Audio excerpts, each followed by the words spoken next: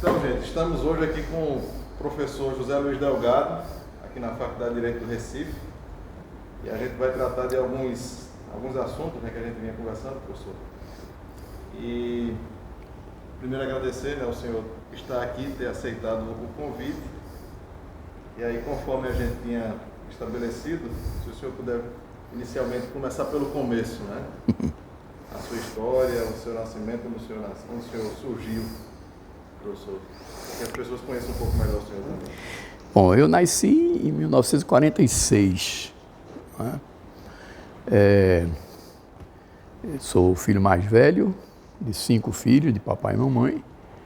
Papai casou-se já com uma certa idade, né? Ele destirou a média entre o casamento do meu avô, que foi mais tarde ainda, e o casamento de meu tio, o irmão dele, que foi muito cedo, aos 18 anos.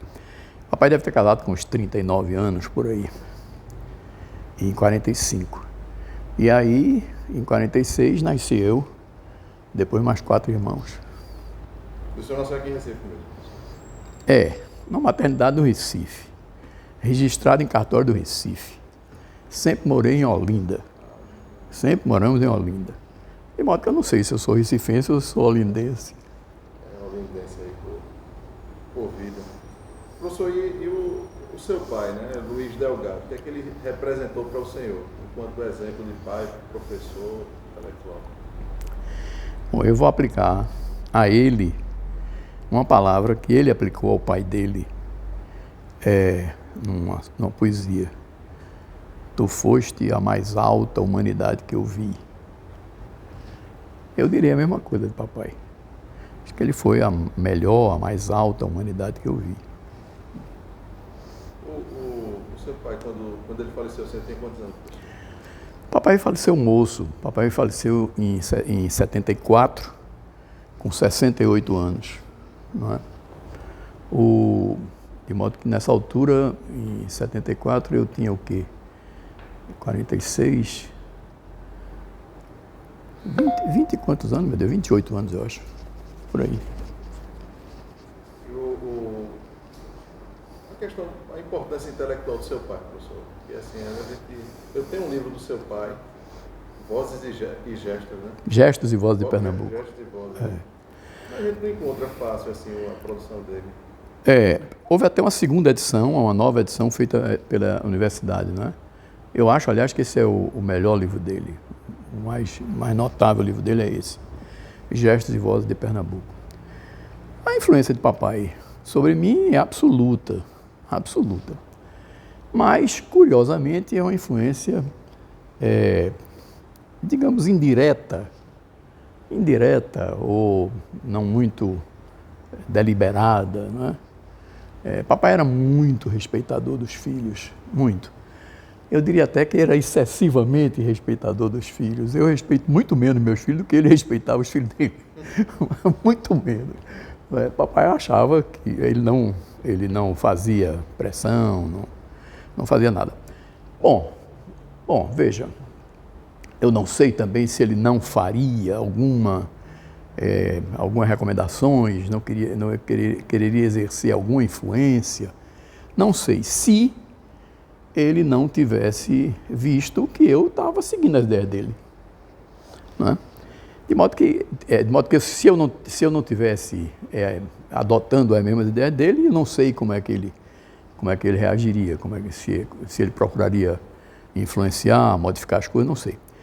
O fato é que eu, espontaneamente, saí adotando as ideias do papai. Eu fazia uma coisa engraçada, quando o papai saía para vir dar aula aqui na faculdade, aí eu ia para a biblioteca, isso é um menino de 13 anos, 14 anos, antes de 14 anos, eu vou dizer por que antes de 14 anos, eu ia para a biblioteca do papai, cascavilhava a biblioteca do papai.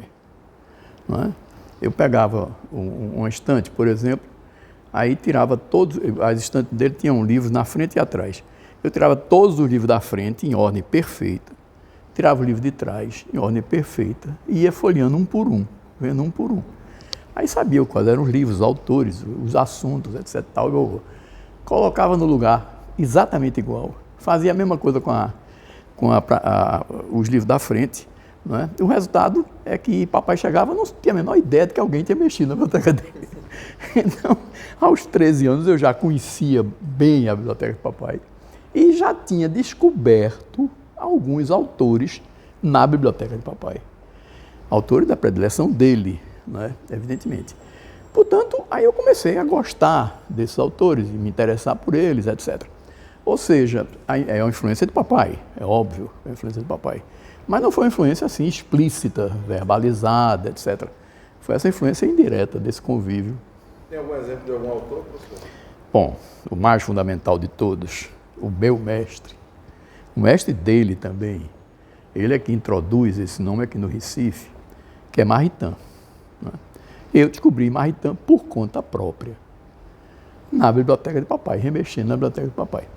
E é curioso porque eu encontrei os livros de Maritain, os primeiros livros de Maritain que eu peguei, que me interessaram, que eu li, foram os livros sobre filosofia política, que são livros de uma segunda fase da vida intelectual de Maritain, mas que são, eu digo isso hoje a todo camarada que eu conversar, que se interessar por Maritain, são os livros pelos quais eu acho que se deve começar Maritain.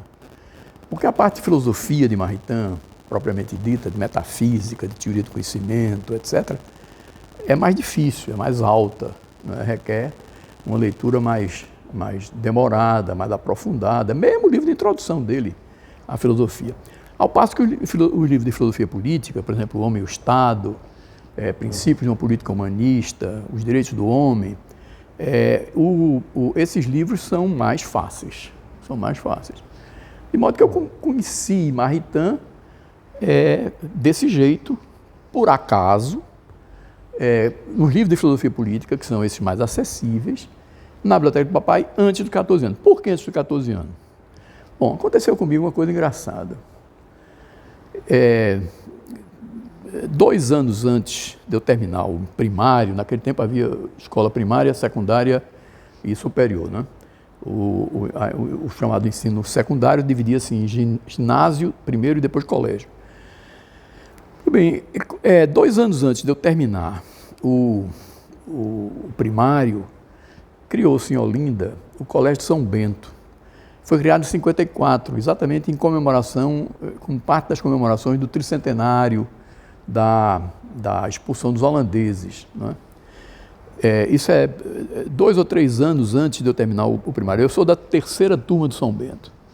De modo que quando eu terminei o ginásio, papai, eu fiz exame de admissão, que havia naquela época, e entrei no ginásio de São Bento, né? Faço os 4 anos de ginásio de São Bento.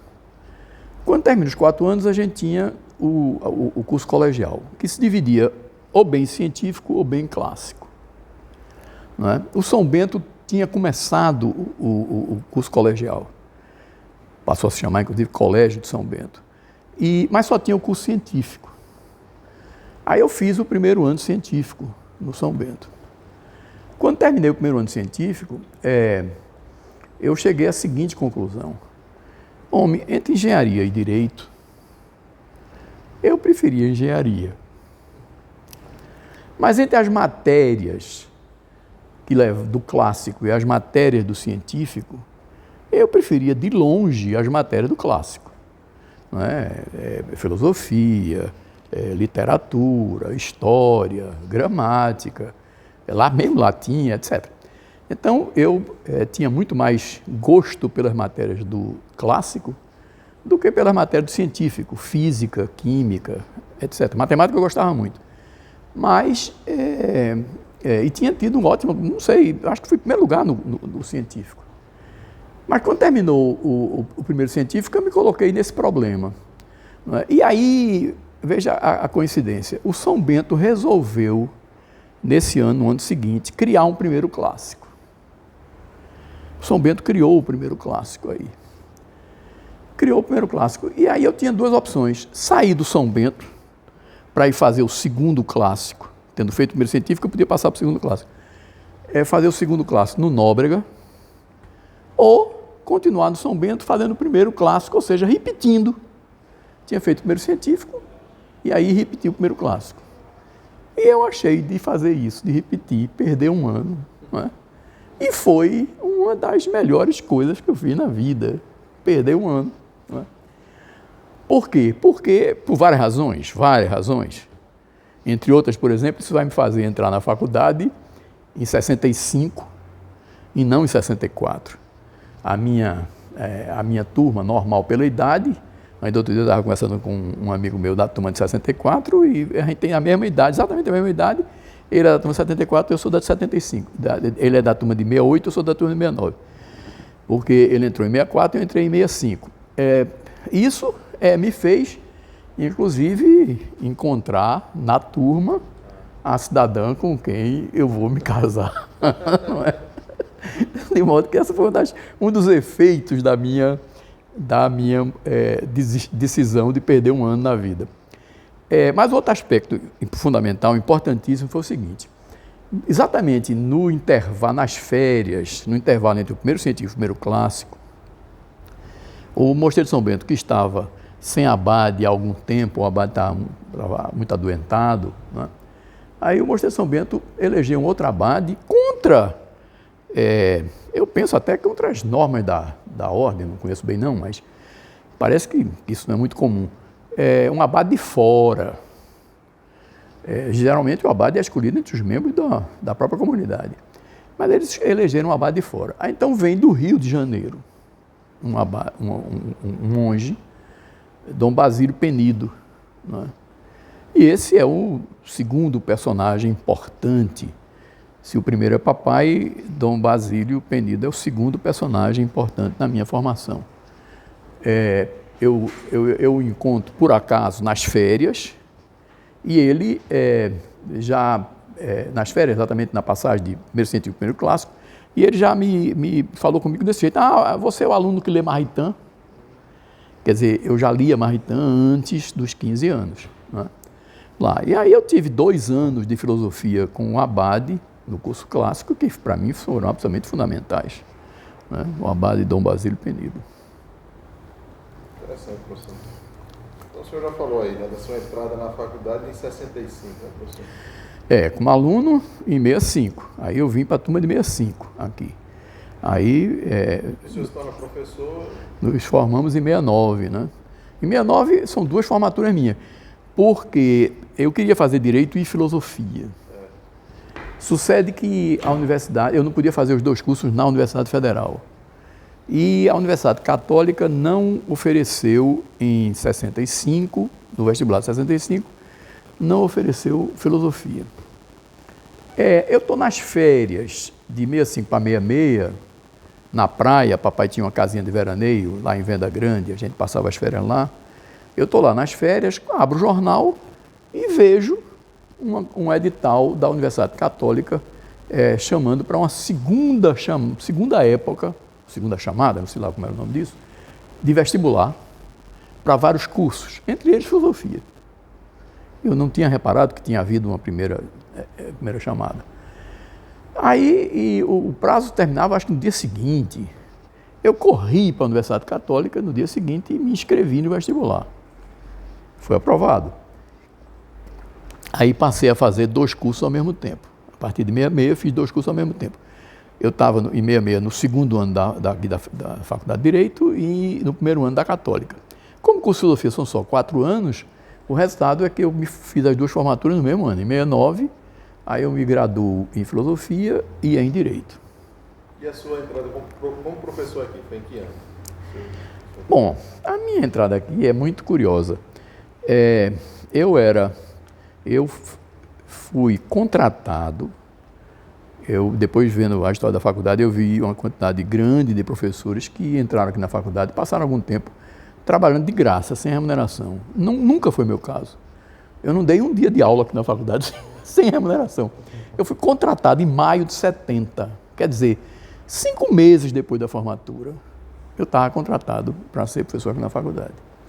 Assim que eu me formei, eu recebi 3 convites para a faculdade, para ser assistente aqui na faculdade, ser auxiliar de ensino naquela época.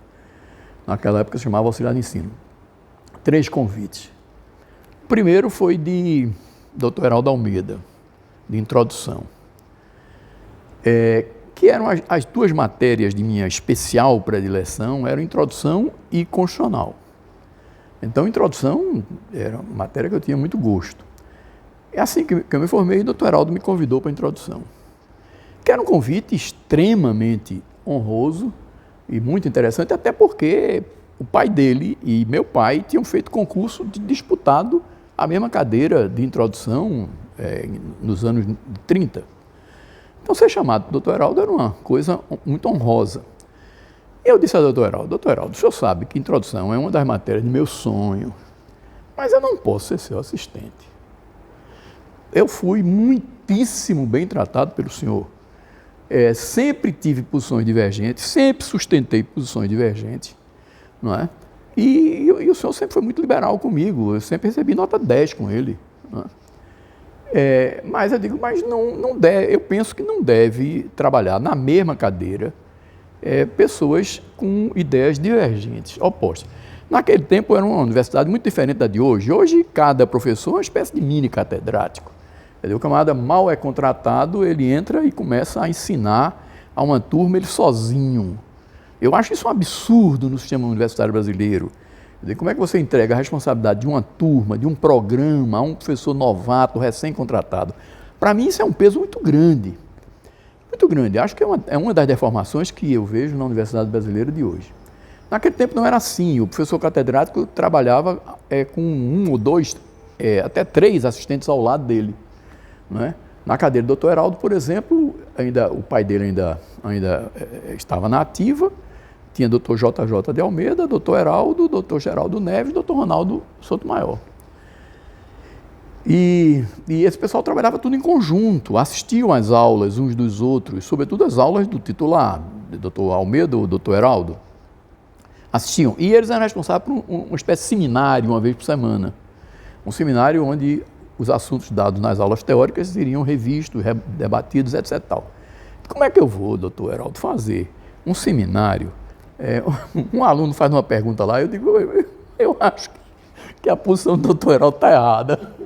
Como é que não pode, né, doutor Heraldo? Não é possível eu estar fazendo isso na sua cadeira. Bom, eu terminei, portanto, não aceitando o convite do doutor Heraldo, que para mim era um convite honrosíssimo e de uma cadeira que eu tinha especial gosto, por conta disso. Um segundo convite foi de doutor Everardo Luna, para Direito Penal. Bom, aí me fizeram rejeitar 2 circunstâncias. Eu adorava o doutor Everardo, tinha o doutor Everardo como uma espécie de segundo pai na faculdade. O doutor Everardo, para mim, é uma figura absolutamente exponencial, magnífica. Mas doutor Everardo, primeiro, a disciplina de Direito Penal. Eu não tinha muito gosto por Direito Penal. E segundo, doutor Everardo já tinha 3 assistentes.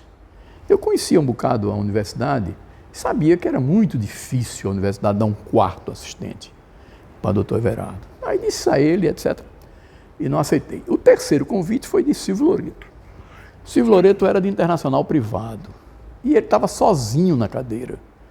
Não é? O pai dele tinha se aposentado, o doutor Silvio estava sozinho, não tinha assistente. Eu digo, bom, para internacional privado, a universidade dá um assistente. Por outro lado, era uma disciplina que eu tinha gostado no 5º ano, a disciplina do 5º ano. Eu tinha gostado do 5º ano, tinha encontrado um livro excelente de internacional privado, chamado de um juiz mineiro chamado Amilcar de Castro, que é um livro excelente, que tinha, aliás, uma boa introdução sobre o direito em geral, e depois a concepção dele sobre o internacional privado me satisfazia plenamente. Eu gostei muito do livro de Amilcar. De modo que quando o doutor Silvio, que eu desconfio que tenha recebido uma sugestão de Rodolfo Araújo, quando o doutor Silvio me chamou, eu achei ótimo e aceitei, doutor Silvio, comecei em internacional privado. Aí uma circunstância engraçadíssima, porque internacional privado é matéria do 5º ano. Ou seja, eu começava em 1970 a ensinar no 5º ano a uma turma que no ano anterior, em que eu era aluno e estava no 5º ano, era uma turma que estava no 4º ano. Né? Amigos, né? Meus amigos, meus colegas, etc. Então havia no meio uma cidadã que ficou muito amiga minha, infelizmente já morreu, mas muito amiga minha, promotora pública, muito ativa aqui no estado de Pernambuco, professora, que viria a ser depois professora da faculdade, Ana Maria Campos Torres, né? Aí Ana Maria, que sempre foi muito engraçada, aí ela chegava para mim e dizia: você pensa que eu vou lhe respeitar ele? Vou lhe respeitar não, viu? Você é meu colega, né? Não é meu professor. Tá certo, Ana Maria, tá bom. De modo que eu tive essa recepção de Ana Maria. Muito Ana Maria. É, muito o estilo dela, muito ela. Né? Saudosa, né, professor? Aí eu comecei internacional privado em 1970. Aí o que aconteceu? Pouco tempo depois, eu acho que uns 3 anos depois, eu imagino que isso tenha sido, não sei exatamente a data, mas imagino que tenha sido 73. Por que 73? Ou 73 ou 74. Começo de 74. Por quê? Porque papai ainda vivia. Eu me lembro que papai ainda era vivo nessa história. Um belo dia eu venho para uma reunião do departamento e o chefe do departamento, que era Dr. Gentil Mendonça, de Direito do Trabalho. Aí Dr. Gentil Mendonça diz que tinha recebido um ofício do diretor para a criação de umas eletivas. Isso é uma coisa engraçada, porque a eletiva isso é uma das grandes reformas da faculdade. A reforma, eu acho que essa faculdade se mexe meio obrigada. Não é? Por conta própria, ela é muito parada, muito acomodada. Se mexe meio obrigada. Aí o que aconteceu? Tinha havido uma grande reforma universitária, eu acho que foi no governo de Costa e Silva, se não me engano. Acho que foi em Costa e Silva. Tinha havido uma grande reforma, ou de Médici, tinha havido uma grande reforma universitária, a grande reforma universitária que foi feita no Brasil, acabou com as faculdades e criou os centros, né? Criou os departamentos, acabou com os catedráticos, etc. Né? E essa reforma, em seguida a reforma, não foi a reforma, mas logo depois da reforma, aí a universidade criou um negócio chamado ciclo geral. A ideia do ciclo geral era a ideia de uma espécie de reciclagem, considerando que alguns alunos estavam entrando nos cursos superiores sem grande base. Então era a ideia de fazer um ano de reforçar a base desse pessoal, para esse pessoal poder acompanhar a universidade. Essa foi a ideia originária do ciclo geral.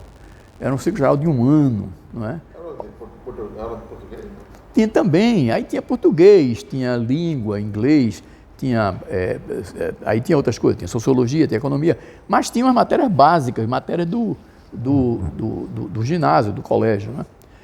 Era um ano isso. Eu fiquei meio espantado com isso. Como é que a faculdade vai fazer? Vai agora ter mais um ano, quer dizer, a faculdade vai ser, em vez de 5 anos, vai ser 6 anos o curso da faculdade. 6 anos. Bom, na época era diretor, acho que era diretor pro tempore. Ele estava interino, esperando que o governo nomeasse um diretor, o governo demorou muito a nomear. Então, quem estava como interino, como pro tempore, eu acho que era o Dr. Pinto Ferreira. E o Dr. Pinto Ferreira teve uma ideia que eu digo que é uma ideia brilhante. Brilhante, que é a ideia do doido. Não é? A ideia do doido. Eu conheço essa anedota do doido, que é muito, muito engraçada. Diz que um doido estava na porta do hospício, passa um carro e uma das rodas do carro desapareceu, caiu fora. Não é? E o motorista ficou desesperado. O que é que eu faço? Eu tenho o step aí, mas perdi a roda e os parafusos. E os parafusos? Aí o doido disse, pega um parafuso de cada uma das 3 rodas e bota nessa quarta. Você vai ficar com os 4 pneus e cada um com 3 parafusos. Aí o motorista disse, mas rapaz, que coisa ótima, genial. Mas você não é doido? Eu disse, eu sou doido, mas não sou burro. Eu acho que o Dr. Pinto adotou essa ideia. Simplesmente ele deu uma coisa genial. Como fazer para colocar mais um ano no curso de Direito? Aí o Dr. Pinto tirou uma aula de cada matéria. Nossas matérias tinham 4 aulas semanais. Como as aulas do campus, normalmente tem 4 aulas, e a gente passou a ter 3. Criou um problema danado na universidade. A universidade passou muito tempo reclamando. Agora, com essa última reforma, que ajeitaram isso, a gente passou a ter 4 de novo. Mas a gente passou a ter 3. Né? Bom, muito bem. Com isso, ele não precisou criar um sexto ano na faculdade. Mas o resultado disso é que, passados alguns anos, não sei quantos, 2, 3, 4, 5 anos, se viu que essa experiência ciclo geral não era lá grande coisa. E aí começou-se um processo de reduzir o ciclo geral. Reduzir o ciclo geral. O ciclo geral foi reduzido de 2 semestres a 1 semestre. Aí apareceu para a faculdade o problema inverso. Agora a faculdade o curso ia ser de 4 anos e meio. Né? Era preciso completar um semestre. Por causa disso, para completar um semestre, é que se criaram as eletivas na faculdade. A grande reforma de criação de eletivas, que é uma coisa notável para a modernização do currículo, é uma coisa que se fez por esse improviso para completar essa lacuna do ciclo geral. Isso foi na administração de Hilton Guedes. Aí então eu estou no departamento, o chefe do departamento diz isso, que tinha um ofício diretor sugerindo a criação das eletivas nos 3 departamentos. No nosso, aí havia umas sugestões de umas eletivas e, entre outras, tinha lá uma eletiva de direito municipal. E dizia lá o chefe do departamento que ele tinha um nome para indicar para cada uma dessas eletivas. Bom, aí eu pedi a palavra para dizer, olha, esse doutor Gentil está dizendo que está sugerindo essa eletiva, eu estou de acordo com elas, mas se ele está dizendo que tem um nome a indicar, eu já estou de antemão a favor do nome do doutor Gentil.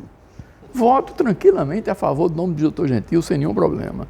Se doutor Gentil não tivesse nome para indicar, eu ia dizer que eu teria interesse em lecionar direito municipal.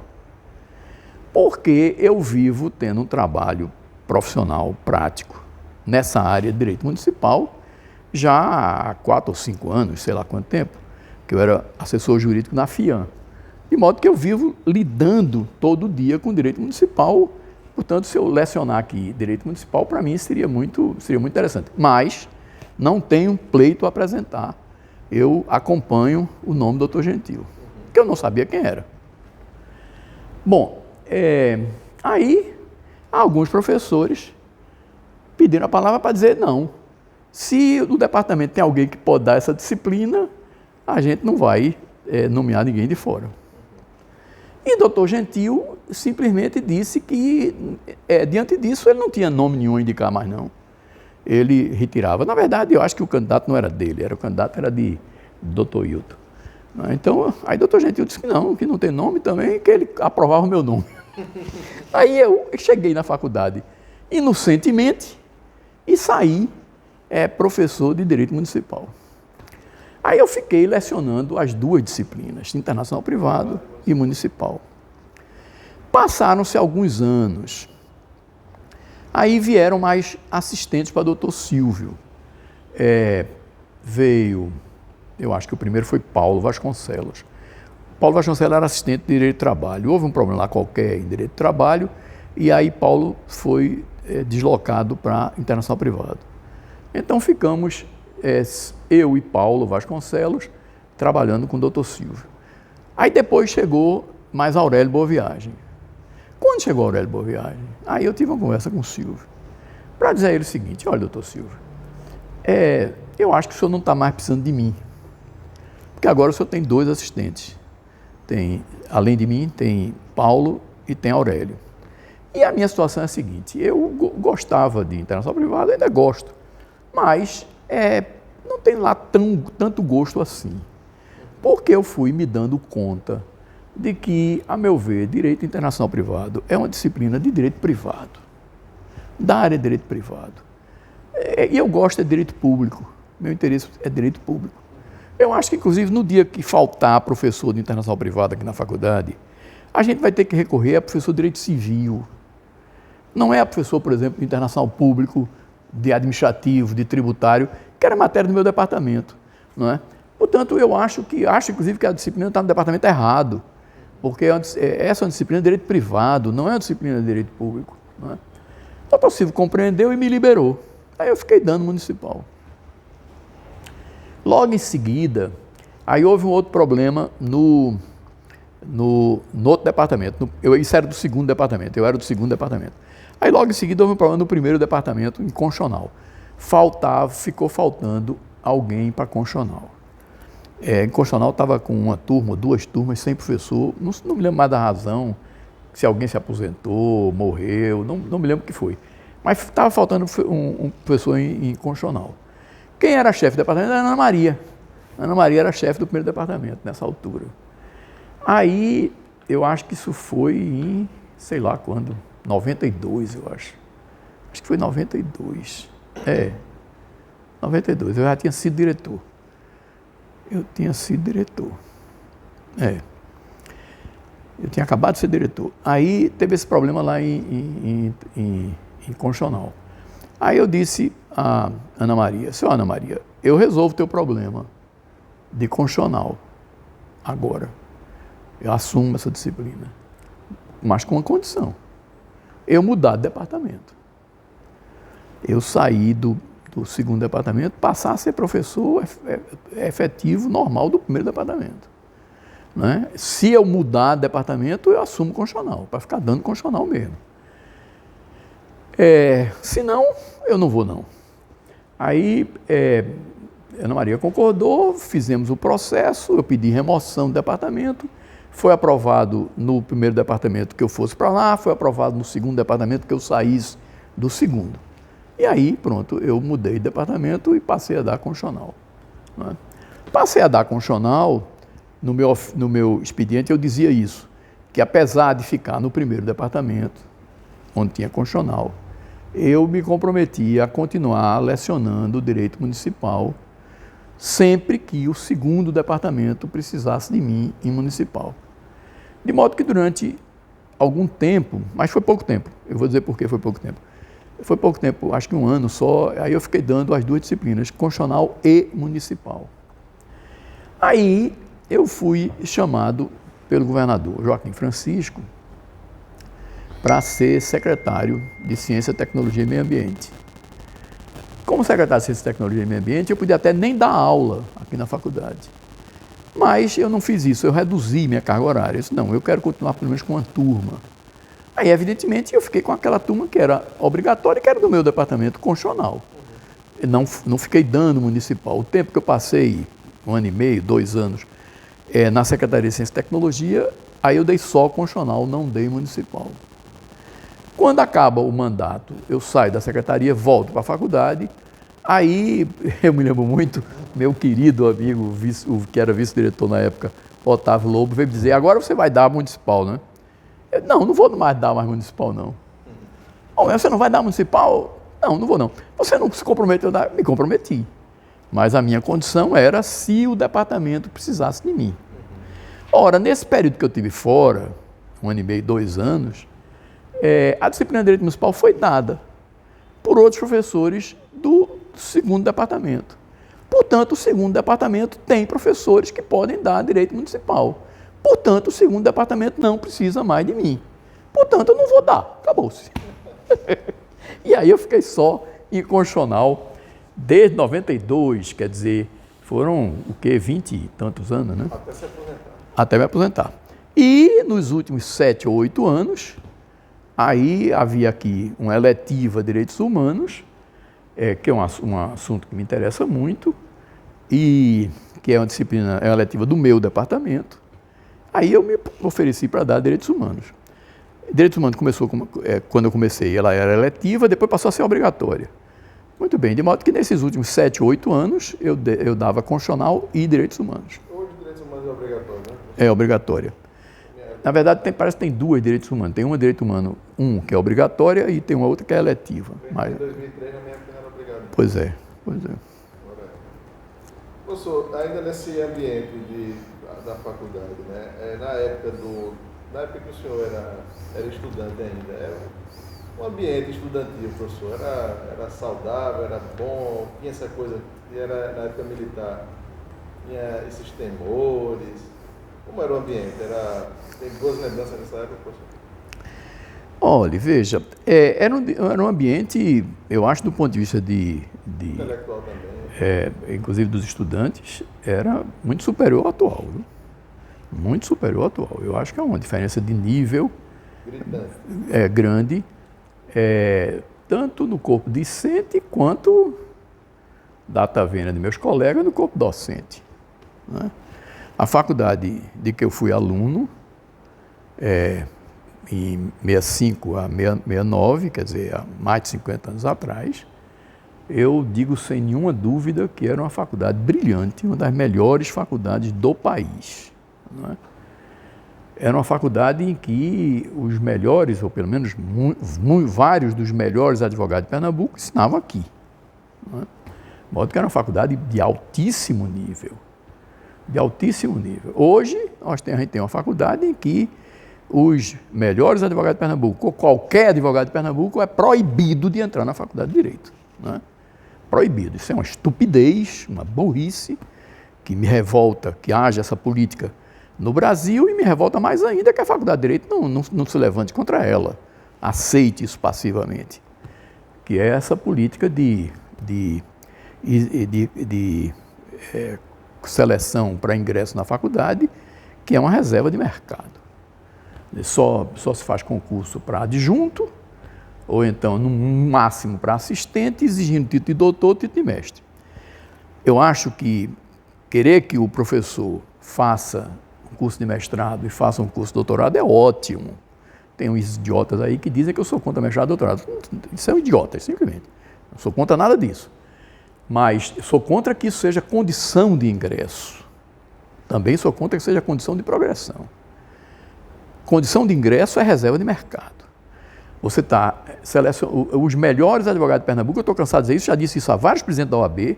Rapaz, vocês têm que protestar contra isso, não é possível, não é? Os melhores advogados de Pernambuco estão impedidos de ser professor na Faculdade de Direito. Por quê? Porque não tem mestrado ou doutorado. Isso é um absurdo. Eu, quando fui diretor, fiz acho que 6 concursos aqui na faculdade, todos para professor auxiliar, que não exigia titulação.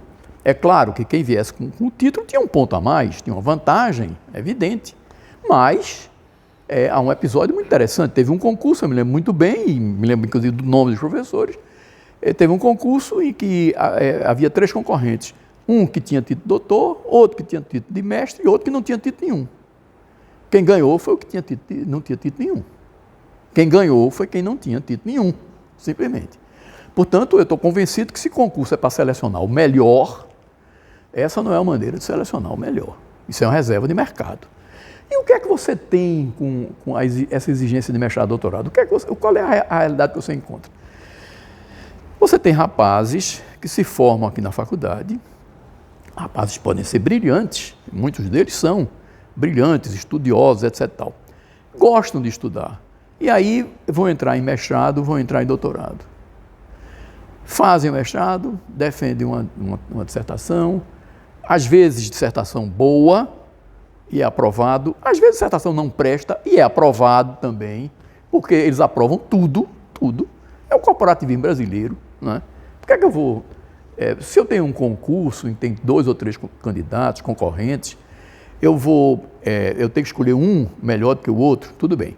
Mas se eu estou examinando um cidadão sozinho, a opção é aprovar ou reprovar, rapaz, eu vou criar um inimigo de graça?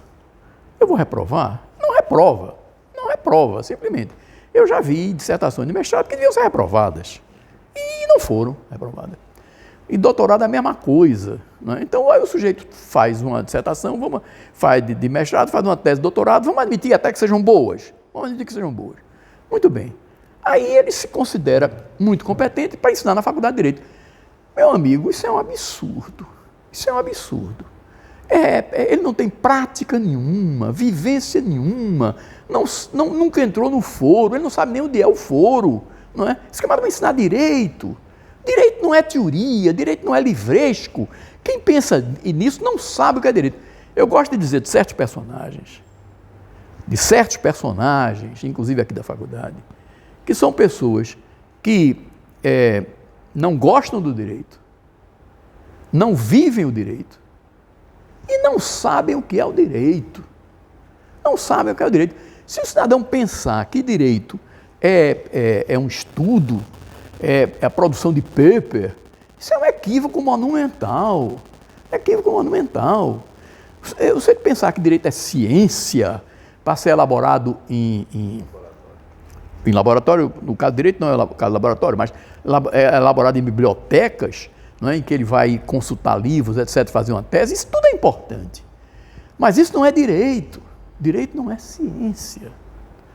Eu não vou ao jurista, a um advogado, levando um assunto para que ele estude o assunto, deslinde o assunto e me diga: teu caso é típico disso assim, assim, assim, você foi vítima de um crime X, cujas características são essas, cuja tipicidade é essa, assim, assim, assim, pronto, passar bem. Eu não fui a ele para isso. Direito é muito parecido com medicina. Eu não vou ao médico para que o médico descubra o que eu tenho. Eu não vou ao médico para ele descobrir o que eu tenho. Se eu for ao médico com umas certas dores, umas certas reclamações, chego lá, digo a ele, conto a ele a história, ele começa a me examinar, me apalpa, não sei o quê, me ausculta, manda fazer exame de urina, exame de sangue, exame de sei lá o quê, etc. Tal. Passado lá 5 dias, 10 dias, aí ele me dá o resultado. O senhor tem a doença X, cujo desdobramento é esse, tal, etc. Tal. Eu passar bem. O que é que eu faço com esse médico? Se eu matá-lo, der uma bufetada nele, não estou fazendo nada demais. Porque não foi para isso que eu fui a ele. Eu fui a ele para ele me curar. Eu fui a ele para ele resolver o meu problema de saúde, minha dor, minha doença. Eu fui, portanto, em busca de um fazer, não de um ver, que é o objeto da ciência. Que é o que a ciência faz. A ciência quer ver o objeto, ver o objeto. A ciência quer conhecer o objeto, descrever o objeto, saber como funciona, como a coisa é, de que é que ela se constitui, etc. Ver a coisa. Mas sem mexer nela, sem interferir nela, sem mexer nela. Essa coisa de mexer na matéria, na realidade, é objeto de outra coisa. Marx, que dizia isso. É preciso parar de conhecer o mundo, é preciso agora mudar o mundo, transformar o mundo. Política não é ciência. Medicina não é ciência, direito não é ciência. Tudo isso são fazeres, são atividades que implicam no resultado. O conhecer é importante, é óbvio. Saber é importante, mas o que se procura saber é para um resultado. Não é? Então, esses cidadãos que vêm para cá, que vêm apenas com curso de mestrado, doutorado, para ensinar na faculdade, a gente está fazendo uma faculdade de letrados, de literatos, de retóricos. É uma pior faculdade. Pior faculdade. Mas, professor, na sua época, assim, tem algum professor que o senhor seria, digamos assim, o grande professor da sua época, ou era tanta gente notável que não... Exatamente, era muita gente notável. Havia gente fraca, evidentemente. Havia os professores fracos. Mas havia um conjunto do melhor nível na faculdade. Você tem uma notícia, por exemplo. Algumas áreas eram particularmente brilhantes. Penal. Penal você tinha 2 cátedras, as 2 cátedras eram excepcionais. Uma, o catedrático era o Dr. Rui Antunes, o outro era o Dr. Everardo Luna. Era uma cadeira que você podia pegar numa ou noutra, fazia um curso excelente. Além de que escrevia muito bem. Né? E escreviam, e produziam, etc. Mas havia muita gente de grande valor, Luiz Rodolfo, o irmão dele, Rodolfo, Dr. Murilo Guimarães, Dr. Torquato Castro, Dr. Almeida, Dr. Lorival Villanova. Havia gente de grandíssimo valor na faculdade, de imenso valor na faculdade. Pra você ter uma notícia, eu te dizer só uma coisinha. Houve um ano em que simplesmente 4 professores da faculdade, 4, foram chamados para ser ministro do Supremo Tribunal Federal. E nenhum deles aceitou. Isso foi no governo de Castelo Branco. Castelo Branco tinha sido comandante aqui do 4º Exército, tinha conhecido muito os meios intelectuais aqui de Pernambuco, etc. Não é? Conhecia as pessoas de Pernambuco. E então teve uma vaga no Supremo. Castelo Branco falou com o governador na época, que era Paulo Guerra, para ele convidar 2 professores. Dr. Murilo Guimarães ou Dr. Torquato de Castro. Dr. Murilo não aceitou e Dr. Torquato não aceitou. Por que não aceitaram? Porque os 2 eram donos de uma banca de advocacia muito boa, muito rendosa aqui em Pernambuco, etc. Não é? Tinha uma vocação de advogados, militantes, esse era o trabalho deles. Não é? Resolveram não mudar de atividade para ser juiz. Bom, aí Castelo Branco, decepcionado, disse a Paulo Guerra: então chame doutor Luiz Delgado e doutor Lorival Villanova. Eu me lembro como se fosse hoje. Eu acordo um dia lá em casa, mamãe, que era uma figura muito engraçada, mamãe era muito extrovertida, não é? Muito extrovertida. Quem continha mamãe era papai.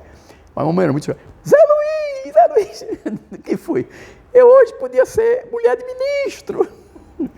O que é que tinha acontecido? De noite, a gente estava dormindo, nós os filhos não vimos essa cena, não sei que horas, talvez 11 horas, meia-noite, batem lá em casa, doutor Delgado, acho que era Barreto Guimarães, e mais não sei quem, Barreto acho que era secretário do governo de Paulo Guerra. E aí papai botou lá um roupão, sei lá o que, e desceu. Não é? Mamãe ficou em cima, e mamãe conta que só ouvia papai dizer lá embaixo: não, eu não quero não. E mamãe, espantada: o que é que Delgado está recusando? O que é que Delgado está recusando? Era isso, era um convite para ser ministro supremo. Não é? Papai recusou. E doutor Lorival recusou também. E, curiosamente, os dois devem ter sido pela mesma razão, diferente da razão do doutor Torquato e do doutor Murilo, que também, no caso deles dois, foi a mesma razão. Torquato e doutor Murilo foi por razão da advocacia militante que eles exerciam. Papai e doutor Lorival foi pelo fato da vida intelectual que eles tinham. Não é? Papai era um homem de estudo, um homem de leitura, de gabinete, não era um homem não tinha experiência prática de juiz, etc. E doutor Lorival a mesma coisa. Não é? Mesma coisa. Mas deve ter sido a mesma razão, doutor Lorival e de papai também recusando. Diz que Castelo Branco ficou chateado com isso. O Estado de São Paulo tem uma matéria de página inteira, o jornal Estadão, tem uma matéria de página inteira, Pernambuco despreza o Supremo. Pernambuco despreza o Supremo. 4 daí.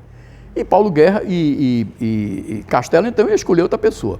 Paulo Guerra foi a ele para dizer: doutor presidente, olha, me desculpe, o senhor escolheu nomes muito bons, etc., mas nomes que não têm essa vocação, etc. Quer dizer, a gente podia escolher um nome com essa vocação a mais. E aí convenceu Castelo a fazer homenagem a Pernambuco ainda e escolher o nome de Pernambuco. E aí ele indicou, Paulo Guerra indicou, o nome de um juiz que era desembargador aqui, tinha sido, acho, presidente do tribunal, que era Jaci Falcão, que era, na ocasião, era meu professor aqui de Direito Civil. Ele ensinava a minha turma de Direito Civil, doutor Jaci. Aí doutor Jaci saiu daqui da minha turma da faculdade para ser ministro do Supremo. Né? Ministro Supremo. De modo que você veja, a faculdade tinha nessa outra, 4 nomes que foram chamados para o Supremo. 4 nomes chamados para o Supremo. Não é? Quem é que a faculdade depois teve? Eu me lembro que no governo de Collor, eu era diretor da faculdade, e eu mandei um ofício para o presidente Collor, sugerindo um nome, tinha uma vaga lá no Supremo, sugerindo o nome de Pernambuco, que foi o nome do nosso professor Soto Borges. Eu mandei esse ofício para ele, sugerindo o nome de Soto, mas não foi nomeado. Não. E hoje o Supremo está nessa situação, né? Pois é, está uma vergonha. O pior Supremo da história brasileira. É o pior, né? É o pior Supremo da história brasileira, indiscutivelmente. Não é o mais fraco, o mais trágico Supremo da história do Brasil. Aí daria uma horas aí de conversa. Ah, bom. Ai, Deus. Veja, professor, já que a gente acabou que entrou no campo da política, né, falou sobre que não deveria ser, né, professor? Mas, aliás, eu até fugi um pouco da tua pergunta. Você fez uma pergunta sobre os estudantes. Sim. E eu não respondi muito. Aqui havia um movimento estudantil grande, intenso, não é? Produção intelectual chegava em quê? Chegava a ter alguma produção intelectual? Né? Olha, a produção intelectual dos estudantes nessa época, eu acho que foi, sobretudo, de minha responsabilidade. Porque eu criei no 3º ano, quando a gente estava no 3º ano da faculdade, eu criei, com o pessoal da minha turma, sobretudo com um colega de turma, Luiz Otávio Cavalcante, nós criamos uma revista, Ideias. Né? Era uma revista estudantil de ideias, não é? Absolutamente livre, podia escrever qualquer aluno de qualquer orientação, direita, de esquerda, marxista, não marxista, o Diabo 4, né? Era uma revista de debates intelectuais. Era uma revista pobre, porque era uma revista mimeografada. A gente apenas tinha uma capa impressa, a capa era impressa, mas a revista era mimeografada. E nesses 3 anos, no meu 3º, 4º e 5º ano, nós conseguimos publicar 15 números da revista. 15 números da revista Ideias. É uma produção interessante. Tem uns artigos muito bons ali no meio. Muito bons. E esse material, professor? Espera aí. Depois que a gente saiu, havia um grupo que dirigia a revista, né? E quando eu saí da faculdade, esse grupo ainda continuou, de modo que ainda foram feitos, nos 2 anos seguintes, ainda foram lançados mais 3 números. Um pessoal em torno, acho que Lula Mendonça, e também em torno de Zé Paulinho Cavalcante. Eles fizeram mais 3 números da revista. A revista chegou a 18 números, portanto. Não é? Portanto, havia uma produção intelectual grande. Não é? Essa que eu organizava desse jeito. A gente pedia artigos sobre qualquer coisa. A gente tinha na revista, cada número tinha, a gente chamava uma mesa redonda, escolhia um assunto para ser debatido. Não é? Então escolhia um assunto. E aí esse assunto era objeto de 4, 5, 6 artigos sobre esse assunto, de quaisquer posições, de quaisquer perspectivas. E o resto da revista era de assuntos livres sobre qualquer matéria, direito e não direito. A faculdade sempre gostou muito de coisas também não jurídicas, né? Então você tinha artigos sobre cinema, sobre filosofia, sobre história, sobre arte, etc. A revista é muito boa, a biblioteca tem a revista toda. Eu tenho, a biblioteca tem toda a coleção. Eu tenho a coleção toda da revista também. É muito boa. Quem sabe fazer uma edição, né? Essa história. Pois é. Professor, o senhor falou de artista, o senhor é da época que se fala muito aqui na faculdade, não? Porque onde estudar os artistas, etc. e tal, de Alceu Valença. Alceu. Esse é contemporâneo aqui, né? É meu contemporâneo. Ele é algumas turmas mais novas do que eu. Não sei se ele chegou a concluir o curso. E ele tem artigo na revista também. Eu acho que ele escreveu para essa revista Ideias. Eu não tinha muita aproximação com ele, não. Ele era aqui da faculdade. A faculdade tinha uma tradição literária grande, né? Foi muito maior no passado. Por quê? Porque eu acho que a criação da universidade mudou muito a faculdade, né? Antes da universidade, a gente tinha praticamente 3 grandes cursos, que era Direito, Medicina e Engenharia, chamados cursos imperiais. Não é? E Direito era uma espécie de faculdade de humanidades em geral, tanto que o nome era Faculdade de Ciências Jurídicas e Sociais. Então, quem não quisesse fazer medicina, não quisesse fazer engenharia, vinha para Direito. Aí vinha para aqui de Direito, camarada que tinha vocação para historiador, para geógrafo. Manel Corrêa foi aluno da faculdade, sociólogo, além de político, filósofo, artista, né, teatrólogo, etc. Ariano era aluno daqui, etc. Pois todo esse pessoal. Era uma faculdade que tinha essa característica. Eu acho que a criação da universidade e a criação dentro dela de cursos especializados, você tem um curso de ciências sociais, tem um curso de economia, tem um curso de política, tem um curso de história, etc. Bom, agora permite que a faculdade se especialize mais. E eu acho que tem alguns personagens, professores, que ainda vivem na fase pré-universitária. Isto é, pensando que isso aqui é uma faculdade de ciências sociais. Ciências jurídicas e sociais. E então eles querem fazer outra coisa, sociologia, literatura, retórica, não sei o quê, etc. Não é direito. Não é direito. Não é. Professor, vamos sair aqui então um pouco da faculdade. E primeiro, acho que é muito interessante falar um pouquinho desse debate atual, né? Da direita e da esquerda. Como é que o senhor vê esse debate hoje? Aqui no Brasil, a coisa está muito esquentada. O senhor, a comparação desse Brasil de hoje com o da sua época, por exemplo, que também tinha uma fase. Aliás, está meio parecido, está muito parecido. O Brasil de hoje, de 2021, está muito parecido com o Brasil de 63, 64. Está muito parecido. Não é? Esse debate de direita e esquerda é um debate histórico. Mas, na verdade, no Brasil, ele é um processo que começa se acentua muito, eu penso, a partir dos anos 60, no começo da década de 60.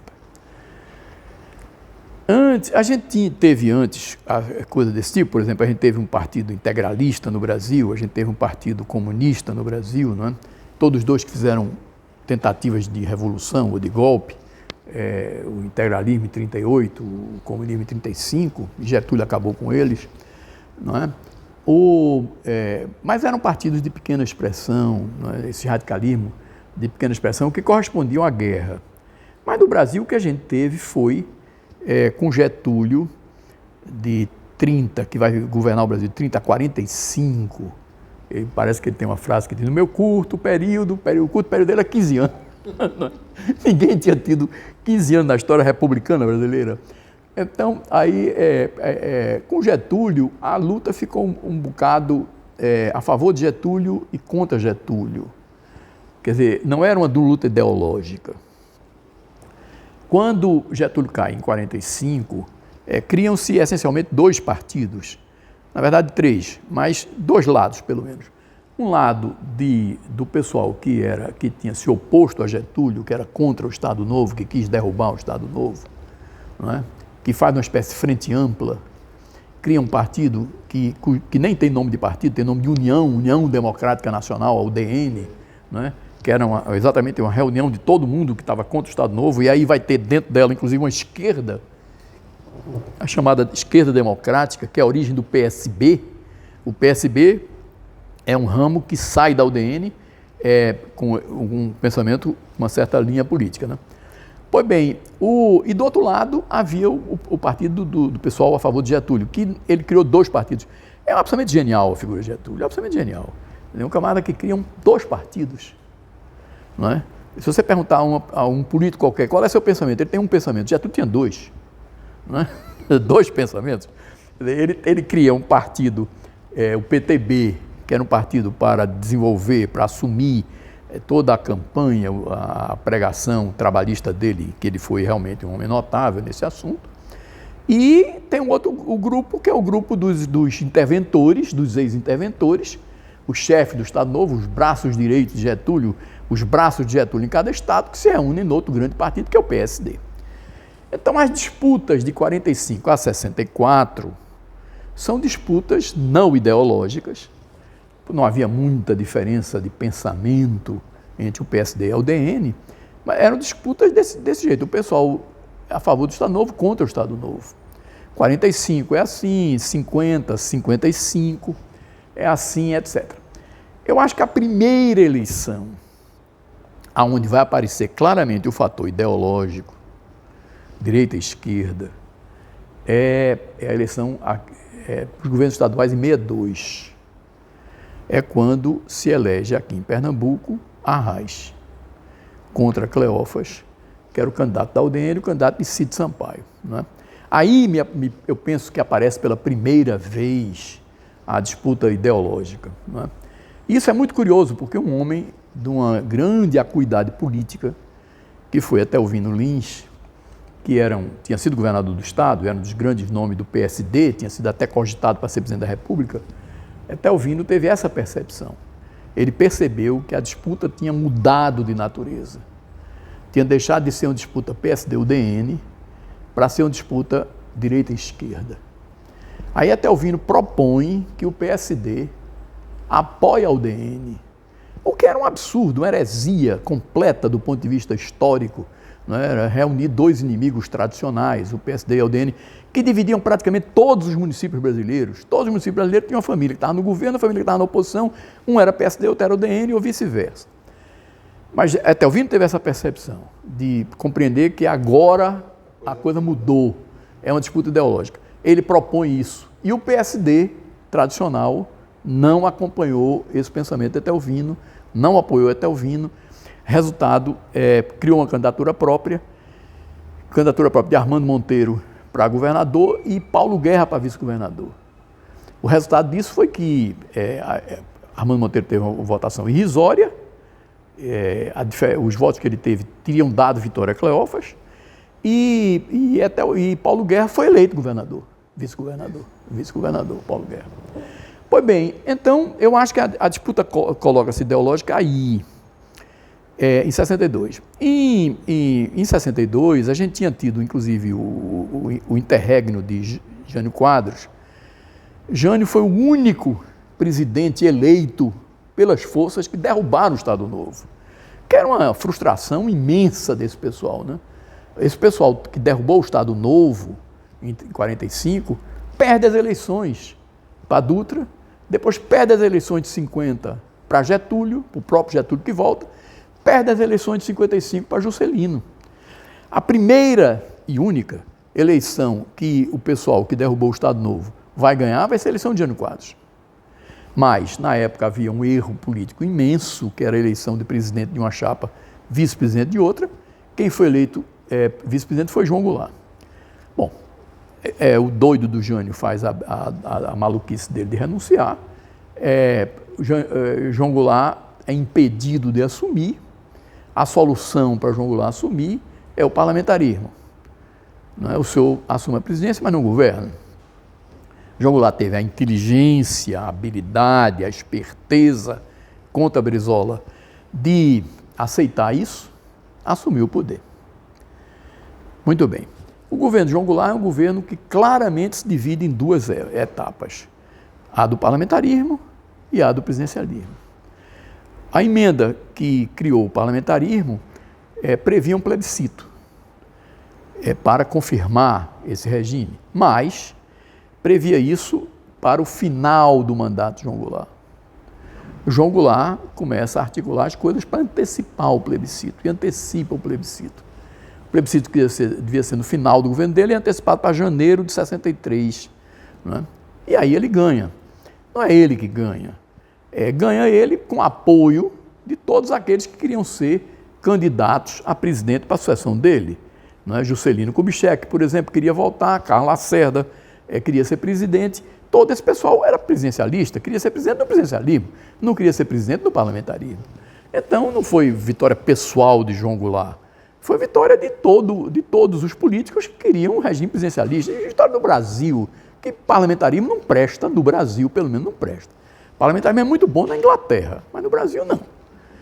Pois bem, então, aí João Goulart ganha o parlamentarismo, ganha o plebiscito. Aí o governo dele muda.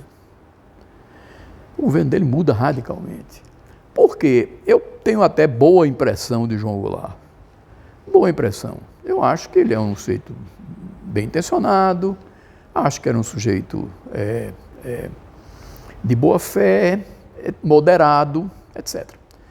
Mas acontece que ele era cercado, muito cercado, por muitos radicais, muitos radicais. E aconteceu com ele um fenômeno que eu conheci de perto aqui na faculdade, muito engraçado, foi quando eu fui diretor. Quando eu era diretor, eu me dava muito bem com o pessoal do diretório, os presidentes do diretório, né? Diretor acadêmico. Me dava muito bem, atendia todos eles, examinava os pleitos dele, procurava atender. A grande maioria atendia, aqui não era possível atender, eu explicava porque não podia atender, etc. Tal. Me dava muito bem com eles. O resultado é que a oposição estudantil ao diretório, aí o mandato era de 1 ano somente, aí lá na eleição seguinte, aí eles começavam a dizer acusar o diretório de cupincha do diretor. Aí eles tinham que dizer que eram contra o diretor e o diretório atual da época era aliado do diretor. Não é? Aí o resultado é que o pessoal do diretório da época, embora se desse muito bem comigo, eles tinham que fazer uma campanha dizendo que eram contra o diretor também. Aí havia uma campanha dizendo eu sou contra o diretor, outro dizendo eu sou mais contra ainda. Era uma campanha de ver quem era mais contra, mais contra, mais contra. Quando o outro lado ganhava, acontecia a mesma coisa. Se chegava na administração, tinha que se entender com o diretor, se entendia e a gente se tratava bem. Eu atendia a maior parte dos pleitos dele, que não pudesse atender, explicava, etc. Aí eles passavam a ser acusados de cupincha do diretor. Então, eu acho que foi mais ou menos isso que aconteceu no governo de João Goulart. Ele vinha um camarada com uma proposta radical. Eu sou de esquerda. Aí o outro dizia, eu sou mais de esquerda ainda. eu sou revolucionário, eu sou mais revolucionário ainda, etc. Tal. O pobre do Jango inventa de fazer aquele desastrado comício da sexta-feira 13, e eu tenho a impressão que foi isso que aconteceu. Quer dizer, ele não queria que Brizola participasse do comício, mas ele não tinha autoridade sobre Brizola. Brizola disse, eu vou e participo.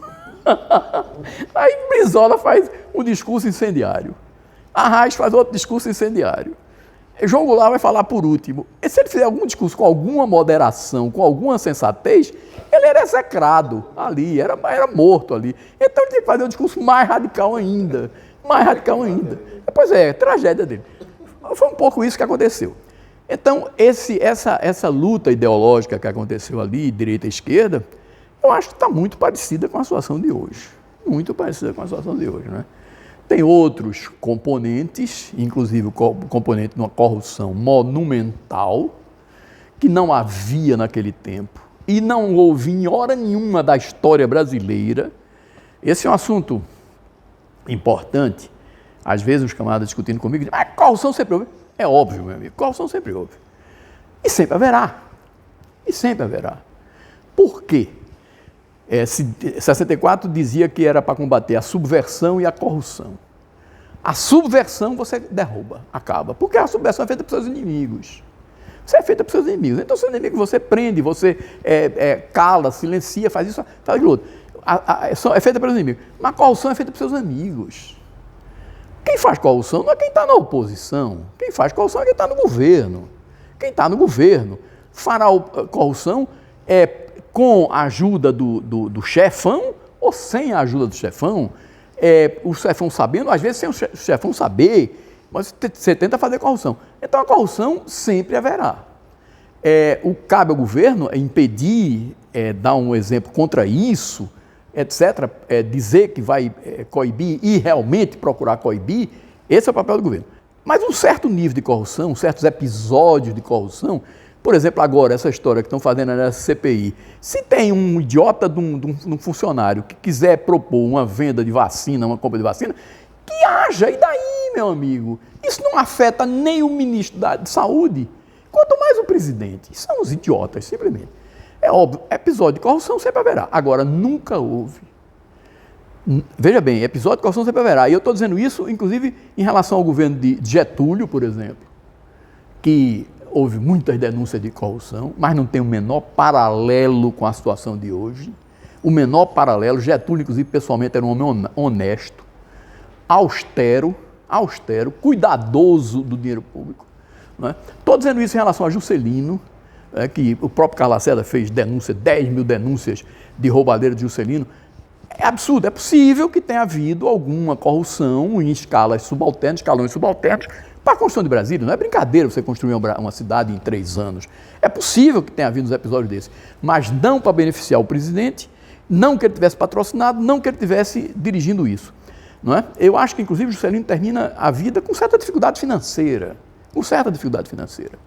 Pois bem, mas, portanto, nada igual à escalada de corrupção que o PT promoveu no Brasil.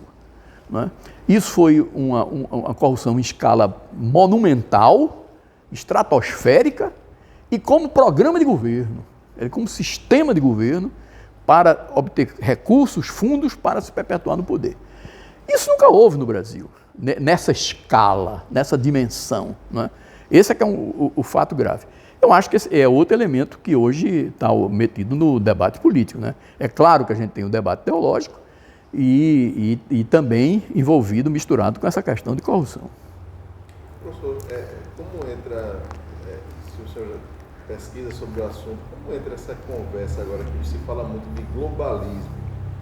O que o senhor tem, dentro dessa ótica de direita e esquerda, o pessoal, não porque os globalistas, o senhor e a influência deles no Brasil, nas leis, etc. e tal, isso aí é algo da sua preocupação, da sua análise?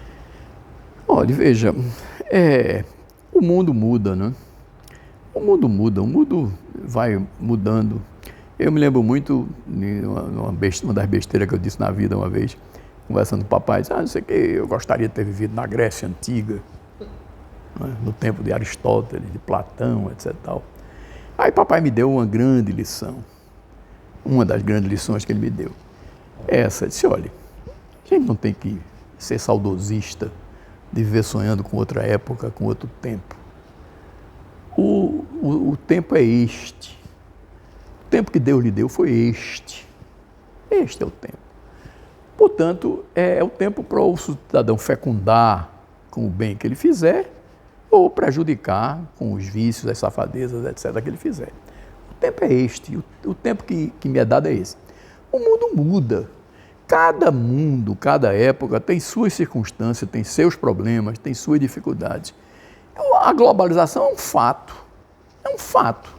A gente tem que lidar com ele para conviver com ele, adaptar-se a ele, etc.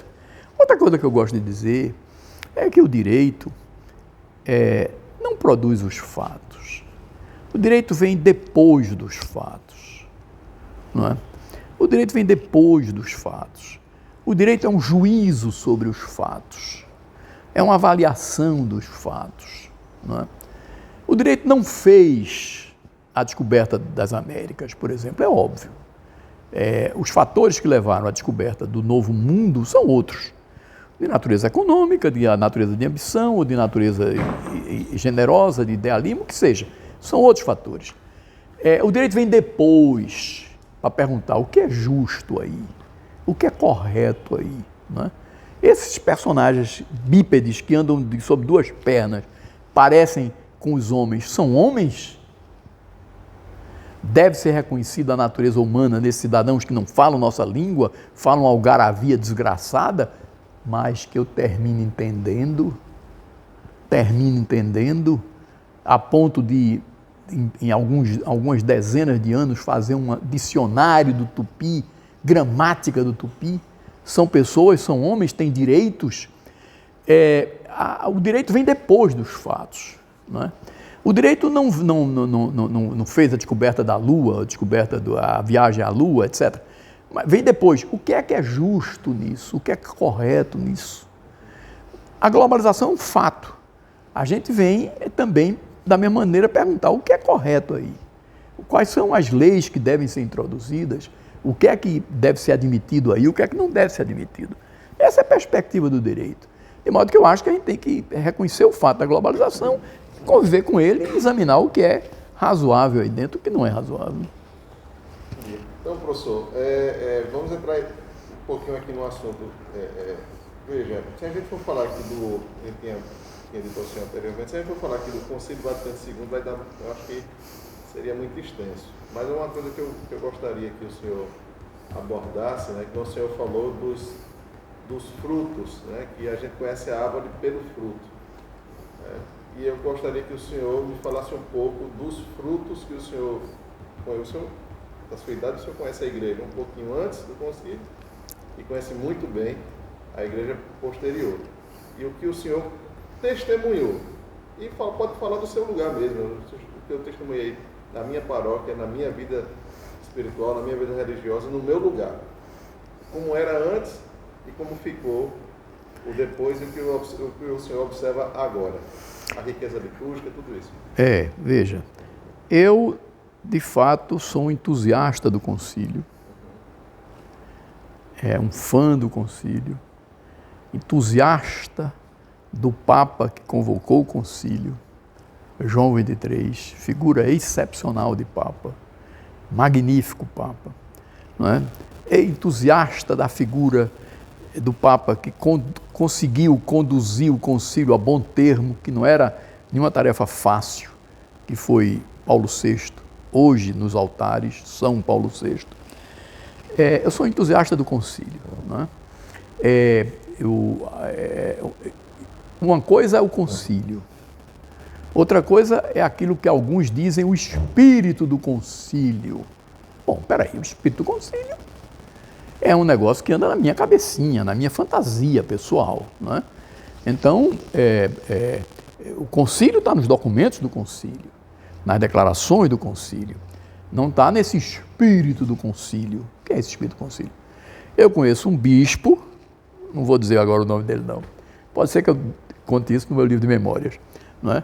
É um bispo aqui brasileiro, que uma vez perguntaram a ele, mas o que é que o senhor achou do Concílio Vaticano II, não sei o que tal. Aí ele respondeu assim, literalmente, O senhor está pensando no Concílio Vaticano II. Eu já estou pensando no Concílio Vaticano III, já estou vivendo o Concílio Vaticano III. É um maluco, é um maluco. O Concílio Vaticano III não existe, não existiu, não foi feito ainda. Quer dizer, esse bispo declarava fidelidade a um concílio futuro que existia na cabeça dele, nas fantasias dele, não é? Para ele justificar a traição que ele estava fazendo, a desobediência que ele estava fazendo ao Concílio Vaticano II, que era o concílio real, não é?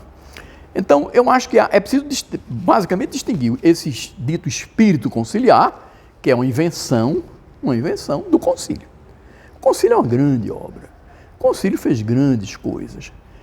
Questões, por exemplo, a questão que foi extremamente discutida, a missa em latim. A missa em latim. Eu aprendi missa em latim, fui acólito de missa em latim, conhecia aquele salmo, havia um salmo introdutório, né? Sei lá, esquecendo agora dele. Introiba de altari dei, ad deo cletificat juventutem meam. Não era a resposta do coroinha. Muito bem. A missa deve ser em latim ou deve ser em vernáculo? É muito melhor a missa em vernáculo, é óbvio, é óbvio. A missa em latim tem uma universalidade, claro que tem universalidade, não é? Eu assisti nas viagens internacionais que eu fiz, eu assisti missa em todo lugar, não é? Em todo lugar. Aliás, tem uma filha minha que faz uma safadeza num álbum que ela bota de uma viagem que a gente fez, aí ela enche as fotografias no álbum e bota umas frases, umas coisas, né? Aí numa tem a gente assistindo uma missa, aí ela bota uma frase minha, tem missa todo domingo em qualquer lugar do mundo, né? É uma coisa que eu disse a ela, assim, olha, domingo agora vamos ver onde é que tem missa para a gente ir à missa, a gente tem que ir à missa. Não é pelo fato da gente estar aqui, no exterior, na Europa, nos Estados Unidos, que me dispensa de ir à missa. A missa tem em todo lugar do mundo. É muito melhor se eu fosse uma missa na Alemanha, por exemplo, onde eu estive, eu assisti a missa em latim, era muito melhor do que assim, missa em alemão, é evidente que era melhor, para mim era melhor. A missa em latim tem essa vantagem da uniformidade. Sim, tá bom, tem. Mas tem a dificuldade de comunicação óbvia, não é? Óbvia. Quer dizer, é muito melhor que as pessoas acompanhem a missa na sua língua, acompanhem a missa na sua língua. Portanto, eu acho que houve um progresso aí. A ideia de haver em algum lugar uma missa, cada paróquia ter uma igreja que celebra uma missa em latim, ótima, excelente, contanto que isso foi uma das coisas que, acho que eu não sei se João Paulo II, ou João Paulo II, ou Bento XVI, disseram muito claramente, contanto que essa missa não seja apresentada como a única verdadeira, a única autêntica, aquela que, ao passo que a missa conciliar seria ilegítima. Desde que ela não seja apresentada com esse espírito de que esta missa é a missa tradicional, a missa em latim, esta missa é que é a missa verdadeira, a missa de Paulo VI, não é.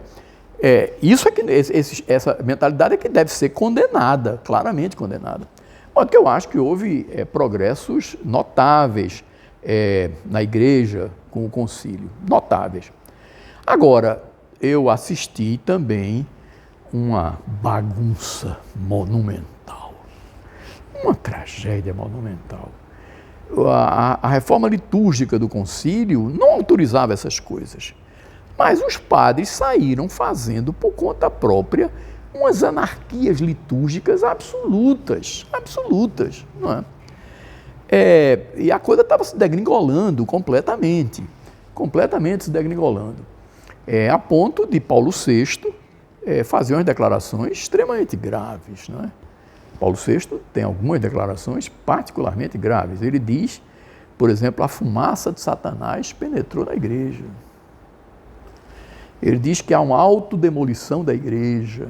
Isso não é frase minha, não, é fala do Papa, de Paulo VI. E aí vem a grande figura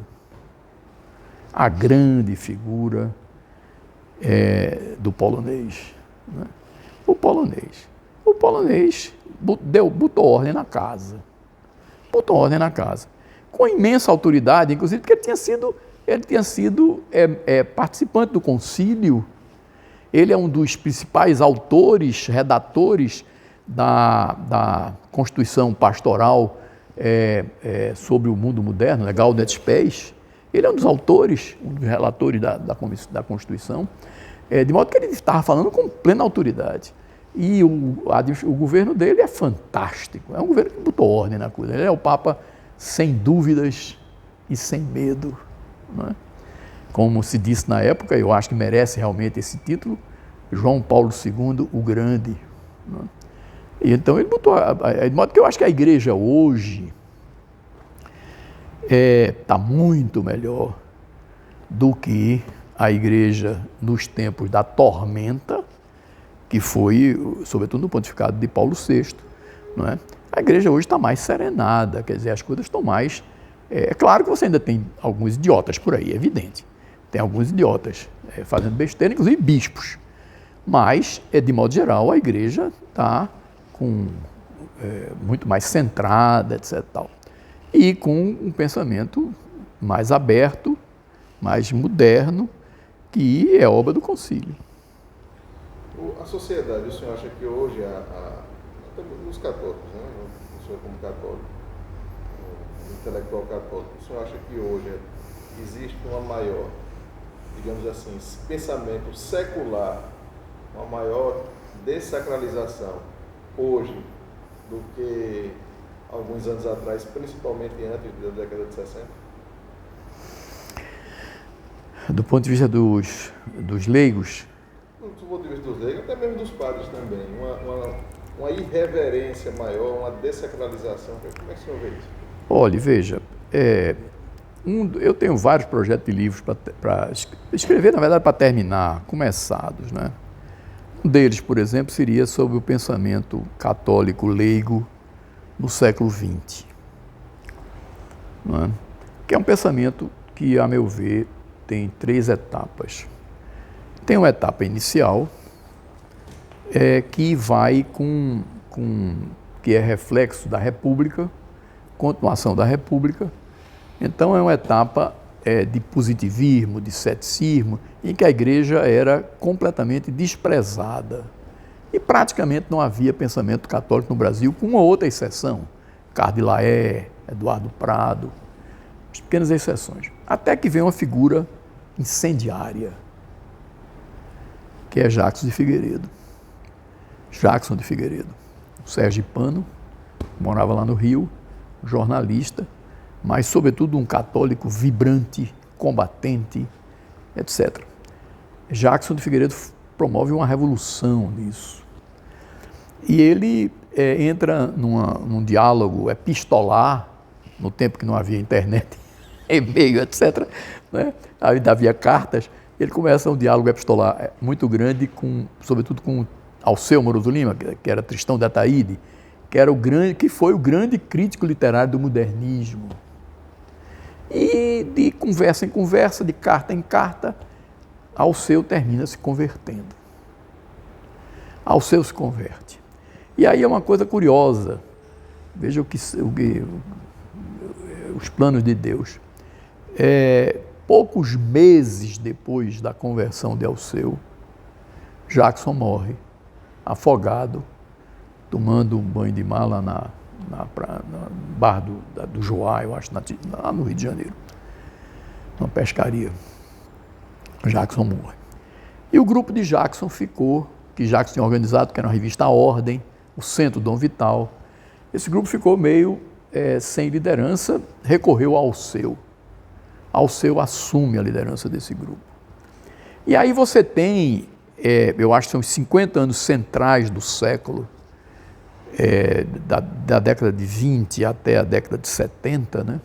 Aí você tem uma fase de ouro da inteligência católica brasileira, com a presença de Alceu, a liderança de Alceu, a qual vem se somar depois outra conversão notável, que não dependeu de Alceu, é independente, mas, de qualquer maneira, é outra conversão notável, que é de Gustavo Corsão. Não é? Esses dois que trabalharam juntos durante muito tempo, geralmente Alceu na presidência do Centro Dom Vital e Corsão na vice-presidência, fizeram a revista A Ordem, publicou não sei quantos números da revista, Esses dois são responsáveis por uma época de ouro do pensamento católico no Brasil. Aí nós tivemos uma presença católica na inteligência brasileira muito grande, muito firme. Aí vem a crise do concílio, que no Brasil teve a tragédia de separar definitivamente Alceu e Corsão. Os dois romperam, ficaram com pensamentos completamente opostos, ambos católicos, ambos defensores da igreja, ambos cristianíssimos, mas brigados e com posições diferentes. O resultado é que, depois disso, a gente praticamente não tem mais inteligência católica leiga no Brasil. Não é? A terceira etapa da história é, de novo, uma etapa de abatimento. Né? Quem é que se diz católico hoje nas letras brasileiras? Quem? Na parte central havia muita gente em vários estados, em Minas, aqui em Pernambuco, no Paraná, em São Paulo. Havia grupos importantes, escritores importantes, defendendo a igreja, defendendo o cristianismo em todos esses lugares. Mas hoje eu não vejo isso. Hoje não tem. Hoje nós temos uma etapa muito trágica. Por outro lado, sim, é outra coisa importante dizer também, essa etapa central ainda coincidiu com a presença de um homem admirável, que não pode ser esquecido, que é o cardeal Dom Leme. O cardeal Dom Leme exerceu uma liderança fantástica, né, na vida brasileira toda. Né? Ele vai morrer na época de 45, por aí. Né? Muito bem, então hoje você tem do ponto de vista leigo, praticamente você não tem inteligência católica leiga no Brasil. Do ponto de vista dos padres, você tem também em muitos bispos uma acomodação vergonhosa. Bispos omissos em relação às coisas mais importantes da religião, defesa da família, defesa da vida, bispos omissos, simplesmente. Você vê uma apatia imensa. Eu acho que esse fenômeno tem a ver também com o fato da maioria. As maiorias são mais acomodadas, as minorias são mais ativas, são mais militantes.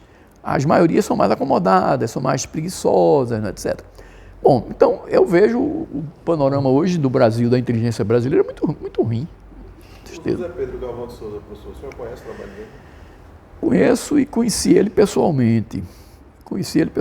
Era um desses grandes católicos responsáveis por muita coisa boa, importante, sobretudo em São Paulo, né?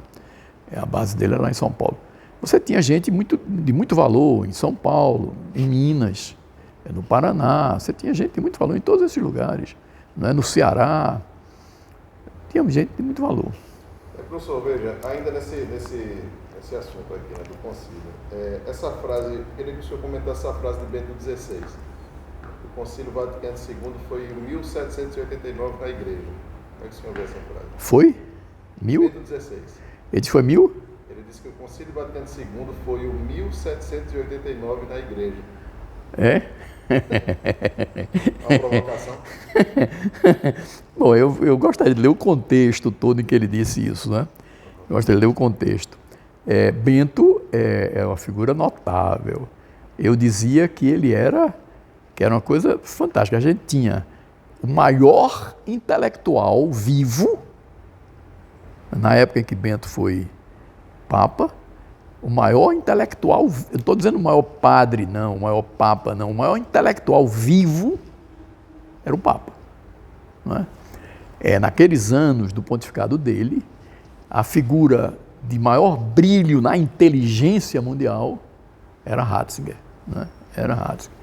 Era Bento. De modo que eu sou um fã de Bento incondicional, fã de Bento. O que é que ele, eu gostaria de ver o texto todo em que ele disse isso.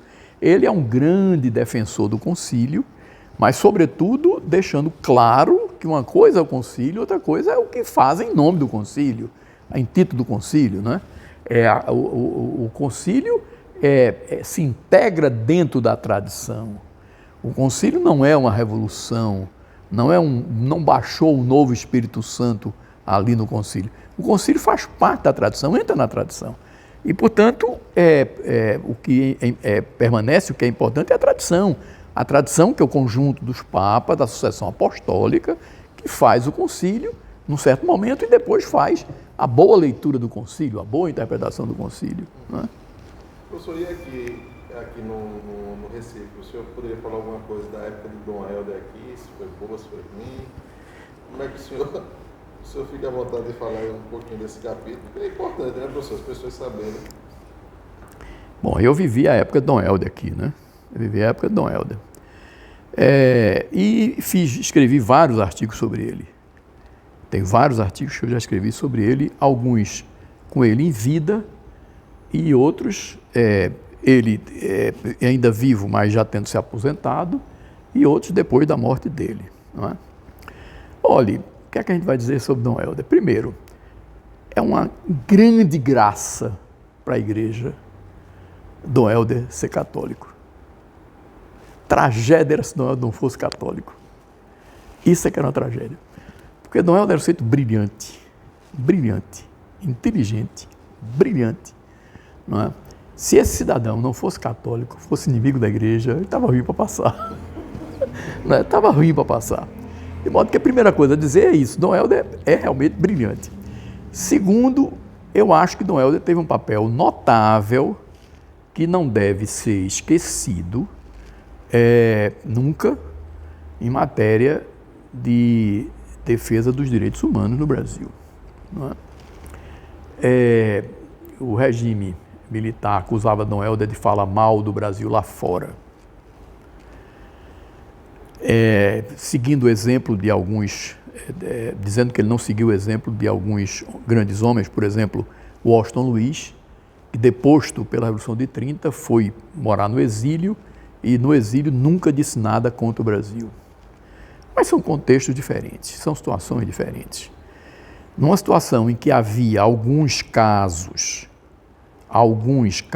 mas havia, de morte de inimigos do regime, de prisões arbitrárias, de tortura, etc., em que a voz de Dom Helder aqui dentro era silenciada, o único espaço que ele tinha para denunciar essas coisas era fora do Brasil. Ele fazia isso e eu acho que fazia muito bem. Muito bem. De modo que eu acho que a defesa que Dom Helder faz dos direitos humanos, dos direitos de prisioneiros, dos direitos até de esquerdistas ou de comunistas, que não podem, evidentemente, ser nem torturados nem mortos por conta disso, essa defesa é notável. Notável sobre esse aspecto, Dom Helder fez um grande papel no Brasil. Agora, do ponto de vista religioso, Dom Helder, me desculpe, mas Dom Helder é um péssimo bispo. Péssimo bispo. A minha divergência de Dom Helder sempre foi uma divergência religiosa, não política. Sempre foi uma divergência religiosa, não política. Dom Helder não estava se incomodando com a anarquia que havia na igreja daqui de Pernambuco. Com a igreja do Brasil e a igreja de Pernambuco especial. Ele não estava se incomodando com isso. Não estava dando a mínima para isso. A mínima para isso. De modo que eu acho... E ele criou uma geração, um grupo de pessoas, de padres, mesmo que ele não tenha criado propriamente, quer dizer, ele não teve essa intenção de fazer isso, mas foi isso que aconteceu e ele não coibiu, que é um culto a Dom Helder. Culto a Dom Helder, que não é um culto católico. O católico não tem que ter culto a um bispo, nenhum bispo, nem ao Papa. A deferência do católico é a igreja. Ao Papa vá lá, mas a bispo não há que ter esse culto a um bispo. Dom Helder criou, na verdade, eu não direi que foi ele que quis fazer isso, que fez, mas ele viu que isso estava se fazendo em torno dele e não proibiu isso, não é? Esse culto a ele. Tanto que o pobre do sucessor dele, esse sim um grande bispo, Dom Cardoso, eu sou chamado Dom Cardoso, esse sim um grande bispo, santo, este sim santo, não é? Ele enfrentou uma tragédia, que é a tragédia desses rebeldes formados por Dom Helder. Não é? E eu disse a Dom Cardoso várias vezes, Dom Cardoso, dê graças a Deus de Dom Helder continuar morando aqui no Recife. Por que eu só diz isso? Porque se eu entendo as coisas, se eu consigo entender direitinho as coisas, esses rebeldes estão indo a Dom Helder, meter o pau no senhor, reclamar do senhor, veja a tragédia que está fazendo, querendo que Dom Helder os lidere numa rebeldia contra o senhor. E eu aposto que Dom Helder, que é um cidadão, que é um bom sacerdote e que teve uma boa formação religiosa, aposto que Dom Helder está dizendo a eles: olha, é horrível, esse Dom Cardoso é horroroso, é horrível, mas é o homem que o Papa colocou aqui no Brasil, aqui em Pernambuco, a gente não tem nada que fazer, vamos rezar para ele sair daqui. Aposto que Dom Helder está segurando esse pessoal, impedindo esse pessoal de fazer isso com o senhor. Se o senhor devia fazer outra coisa. Ele disse o que era. Eu digo, o senhor devia aprender com o safadinho do Papa. Aí ele ficou horrorizado. Dom Cardoso era uma figura ótima, né? O senhor está chamando o Papa de safadinho? Eu digo, tô. Era João Paulo II. Eu digo, tô. O senhor devia aprender com o safadinho do Papa. João Paulo II, quando veio aqui no Brasil, aqui no Recife, eu assisti, eu estava lá junto, lá perto. Junto não, mas perto. Naquela negócio do Monumental ali no viaduto, sei lá. Aí ele faz, Dom Helder, irmão dos pobres, meu irmão. Aí o pessoal batendo palma, etc. Um abraço enorme, Dom Helder. Quer dizer, de público estava ele dizendo, Dom Helder, irmão dos pobres, meu irmão. Por trás, o que é que ele fazia? Cortou as asas de Dom Helder. Cortou as asas de Dom Helder. Não é? Cortou as asas de Dom Helder. Acabou com aquele instituto, como é o nome do? O ITER, sei lá. Acabou com isso. Isso é a decisão do Dom Cardoso, isso é a decisão do Papa, do Vaticano, que sabia a anarquia que estava se fazendo aqui. O Papa pegou Dom Helder, chamou Dom Helder numa conversa trágica. Como é que eu sei disso?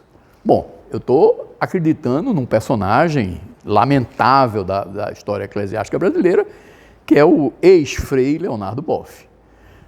Eu vi ele dizer isso na televisão, eu tenho esse depoimento dele gravado, onde ele conta essa história, que Dom Helder teria sido chamado pelo Papa, João Paulo II, e o Papa teria dito a ele, Dom Helder, o senhor é bispo de Olinda e Recife. Quem é pastor universal sou eu. Quem tem que fazer viagens pelo mundo para difundir Jesus e a igreja sou eu. Não é? O senhor fique na sua diocese. Vamos fazer o seguinte, eu lhe dou o direito de o senhor fazer uma viagem internacional por ano. Acabou com Dom Helder. Dom Helder queria viver viajando, e vivia viajando. E, em alguns casos, criando atritos com os bispos locais. O bispo local tinha uma determinada orientação, chegava Dom Helder lá com outra orientação, completamente diferente do bispo local, criando vários atritos que aconteceu na igreja por conta disso. E o Papa acabou com ele desse jeito. Eu digo, faça isso, aprenda com o safadinho do Papa. Pela frente, deu os maiores elogios a Dom Helder. E por trás, corte as asas dele. O que o senhor tem que fazer é o seguinte, chame Dom Helder para tudo que for solenidade. E exalte Dom Helder. O grande bispo, de que eu não tenho condições de ser sucessor dele. Bote ele. Eu acho que ele é vaidoso. Então, incense ele, bote ele nas alturas. E por trás continue fazendo esse seu trabalho. Simplesmente, não é? Mas elogie Dom Helder. Mas o Dom Cardoso é um santo. Não tinha essa malícia. Não admitia esse tipo de safadeza. Não é? Muito reto. Não admitia esse tipo de safadeza. Nunca fez isso.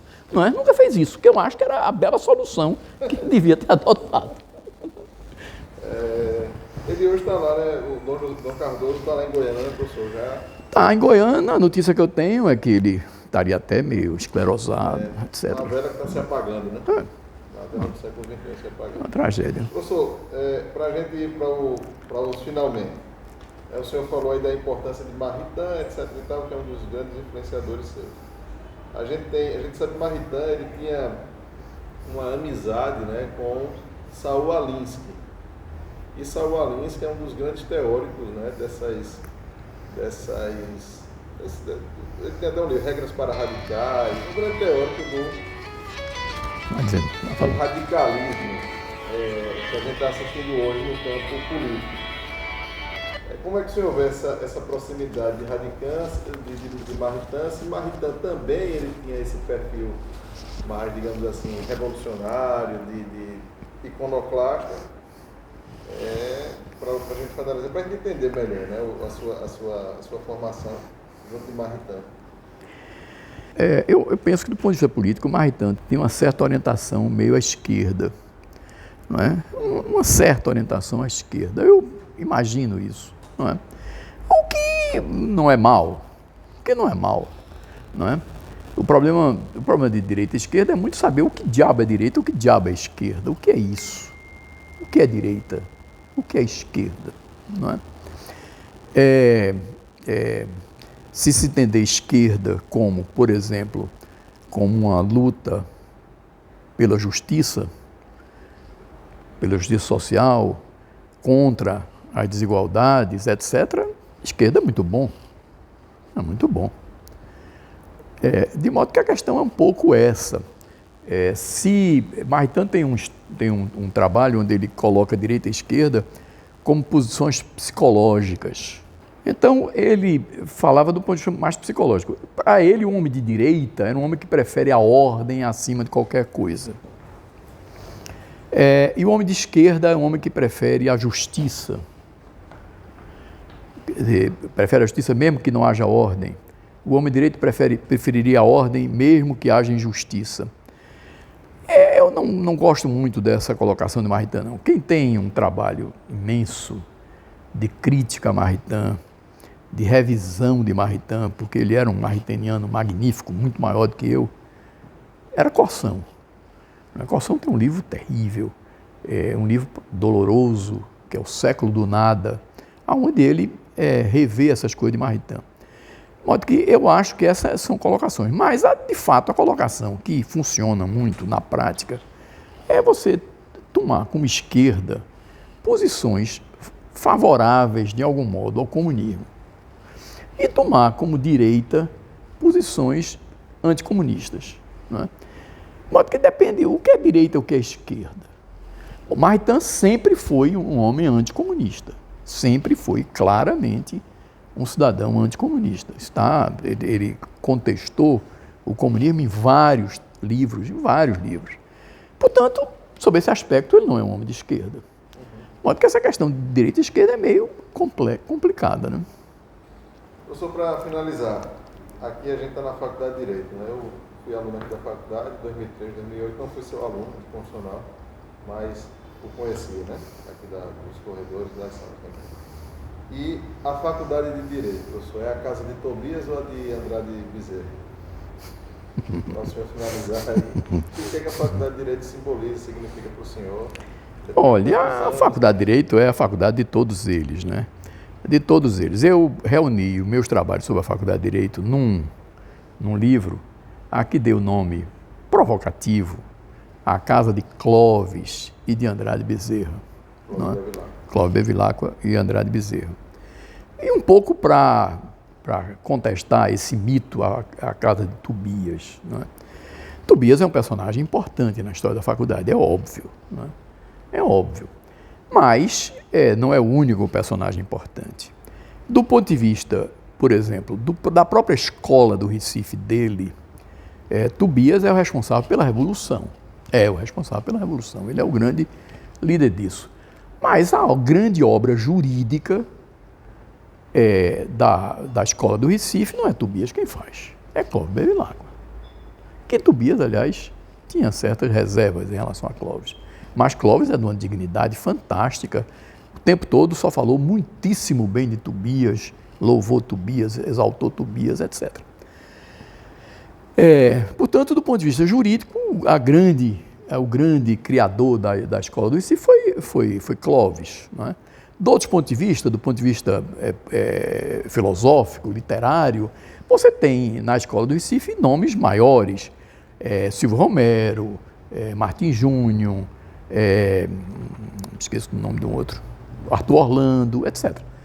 Então você tem outros grandes nomes. Tobias é responsável pela Revolução. Agora, o que eu quis dizer foi não somente chamar a atenção para a figura de Clóvis, que é uma figura que eu acho que é o responsável pela grande obra. Não é brincadeira o que Clóvis fez.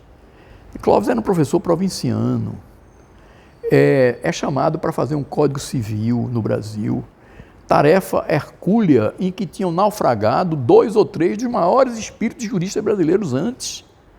Tinham sido frustrados nisso, não tinham conseguido fazer. Clóvis vai para o Rio de Janeiro e faz isso em 6 meses, um Código Civil.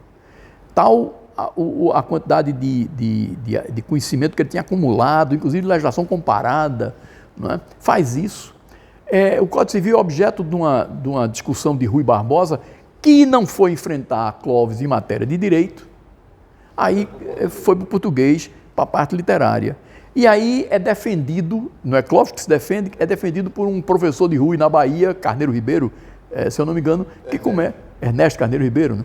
Que começa uma discussão enorme com Rui, produzem vários livros de réplica, tréplica, não sei o quê. É sobre isso que é uma das coisas monumentais da língua portuguesa, é esse negócio. E termina 16 anos depois o Código sendo promulgado. Não é? De modo que Clóvis é uma figura exponencial no direito brasileiro.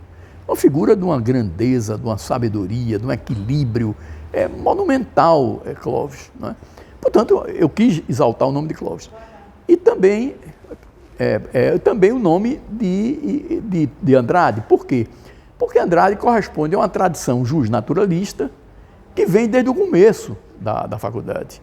Desde o começo da faculdade, Pedro Altran, e vários outros ali do começo, e Soriano de Souza, por exemplo, que é outra grande figura, e Andrade Bezerra dá continuidade a isso. De modo que a gente teve, ao lado no tempo de Clóvis, de Tobias, antes de Tobias e depois de Tobias, a gente tem uma tradição naturalista também na faculdade.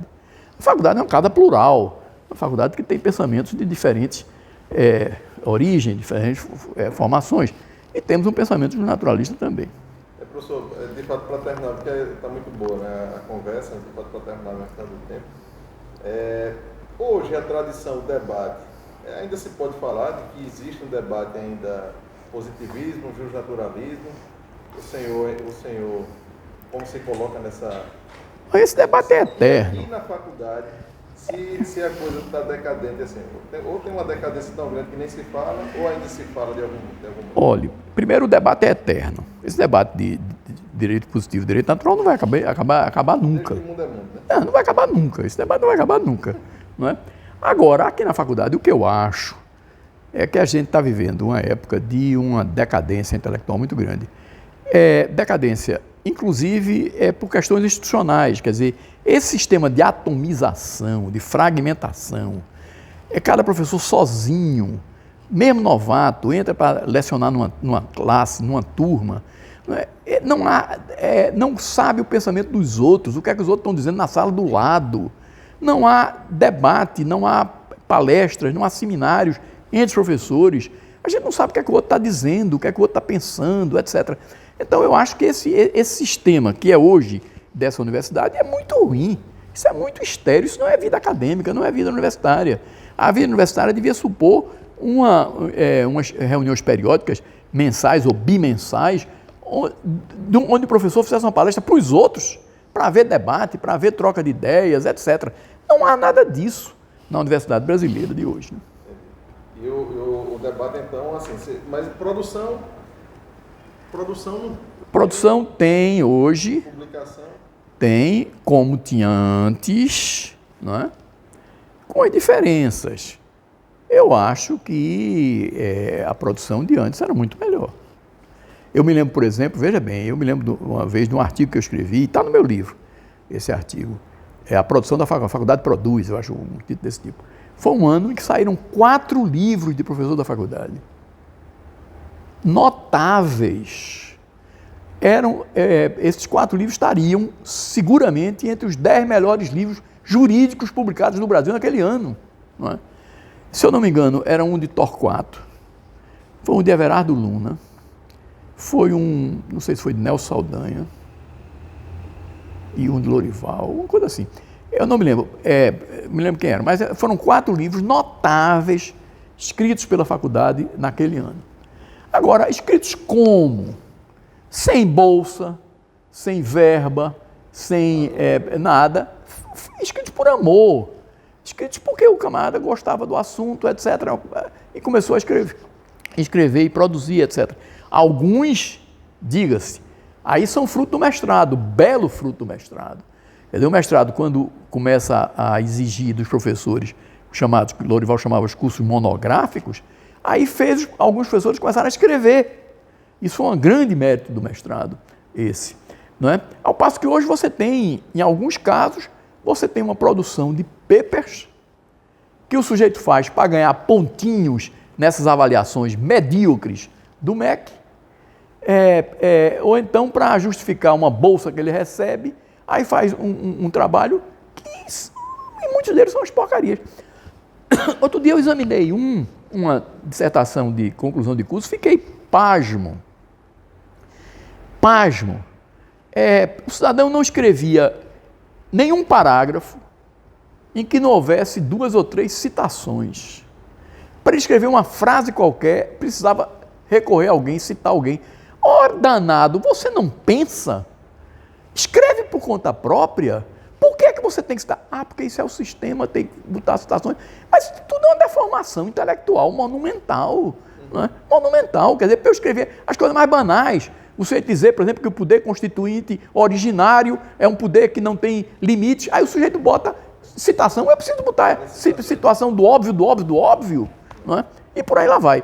Quer dizer, você está vivendo uma deformação universitária imensa. Produção tem, mas o valor é discutível, né? Em muitos casos o valor é discutível. Tem produções boas, mas em muitos casos é discutível. Vamos examinar o seguinte, deixa eu fazer essa pergunta. Nos últimos 10 anos, qual é o grande livro que foi escrito aqui na faculdade? Eu não sei não. Nos últimos 10 anos. Não sei. Professor, quantos livros o senhor tem já, professor, publicados? Publicados estão 4. Tem 4. Tem um quinto. Todos esgotados?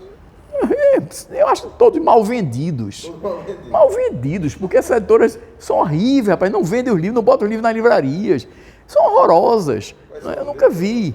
Veja, tem um quinto que está para ser publicado agora, para sair agora, não é? Que foi o assunto da minha tese, sobre disposições gerais e disposições transitórias na Constituição brasileira. Não é? Tem esse quinto, bom, eu terminei de reunir uns artigos no livro As Duas Religiões, que esse é um livro religioso, é um livro sobre a igreja, sobre Cristo. Não é? Isso é inédito. Inédito sem editor, sem nada. E tem um projeto para uns 10 ou 15 ou 20 livros que vão morrer sem escrever. Estão por aí, né? Estão se formando. Vamos ver. Tá certo, professor. E uma mensagem final aí, professor, para as futuras gerações de pessoas que pensam em entrar aqui na faculdade, o que é que vai encontrar, para onde a gente está sendo levado, professor, pelo direito hoje, fala tanto desse ativismo. Olha, ele podia ter muita mensagem, mas do ponto de vista intelectual, eu acho que a coisa mais importante é a certeza da existência da verdade. A verdade existe. E pode ser difícil, pode ser complicada, a gente pode demorar a encontrar, mas a verdade existe. E a gente, se esforçando, pode encontrar a verdade. A verdade existe em todos os campos, inclusive no direito. O direito não é um lugar simplesmente de disputas retóricas. Não é? É uma péssima concepção do direito, aquela que achar que o direito é ganhar uma causa, fazer qualquer coisa para ganhar uma causa. Não é uma disputa de oratórias, nem uma disputa de dinheiro para ganhar um lucro. O direito é uma busca da verdade. Há uma verdade. Eu gosto de salientar, isso está no meu livro sobre direito natural, que eu acho evidentemente que é o melhor livro meu, Curso de Direito Natural, está essa ideia clara do que é o direito. O que é o direito? O direito, ninguém se aproximará adequadamente do direito se não tiver essa ideia clara. O direito é a maneira pela qual a humanidade, os homens, em todos os lugares, em todos os tempos, procuraram resolver os conflitos sociais. Há outras maneiras de resolver, muitas maneiras de resolver os conflitos. Esta é a maneira que os homens encontraram. Por que esta? Porque não há outra. Porque esta é a maneira racional. Não há outra. Eu posso resolver o conflito na base da sorte, por exemplo. Eu posso resolver um conflito na base da briga física. Vão lá fora e se matem. Aquele que morreu não vai mais reclamar nada, reivindicar nada. Então há muitas maneiras de resolver os conflitos, mas a maneira humana de resolver os conflitos, a maneira racional de resolver os conflitos, é essa que a gente chama de direito. Em que consiste ela? Consiste em você submeter a briga, a contenda, o litígio a um terceiro. Não há outra. Você não tem laboratório, não tem experiência, vão pesar, balança para ver quem tem razão, quem não tem razão. Aí a única maneira é essa, você vai submeter a um terceiro, que evidentemente é uma maneira falível, é uma maneira precária, é uma maneira débil, frágil, mas é a única maneira possível. E o que é que esse camarada faz, esse terceiro faz? Ele pergunta a um cara da briga, por que é que você acha que tem razão? Por que é que você acha que este boi é seu, deve ser seu? E pergunta ao outro, por que você acha que tem razão? Por que você acha que esse boi deve ser seu? A pergunta direita é essa, por que você acha que tem razão? E eu gosto de salientar essa igualdade que existe na língua portuguesa. Não sei se existe em todas as línguas do mundo, mas em português isso é belíssimo. Perguntar quem tem razão é a mesma coisa que perguntar quem tem direito. Por que você acha que tem direito? Por que você acha que tem razão? Direito é obra da razão. Portanto, há uma razão nas coisas. Há uma verdade nas coisas. Assim como você tem um aluno que faz uma prova errada, porque ele diz aquilo que não corresponde à lei, por exemplo, à doutrina, etc. Assim como você tem um juiz errado, uma sentença errada, o juiz que dá a sentença contra a lei, contra as evidências, etc. Você tem também a lei errada. A lei errada.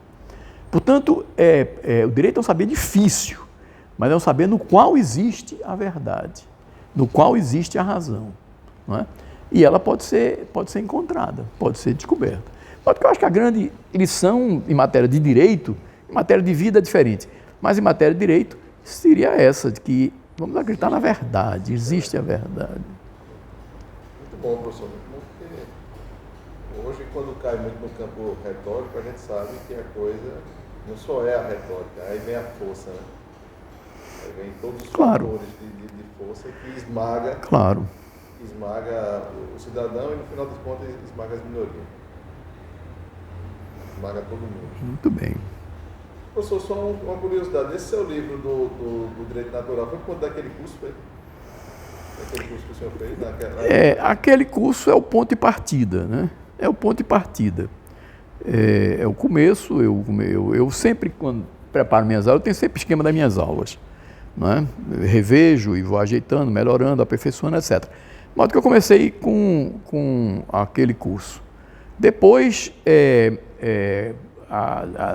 lecionando direitos humanos, também voltei a algumas dessas ideias e a coisa foi tomando corpo. Né? De modo que aí o resultado é esse. É isso, professor. Obrigado. Muito bem. Tá bom, tchau. E depois tem quem sabe tem outras conversas. Aí também para a gente falar só sobre o direito natural. Tá bom. Seria interessante. Muito bem.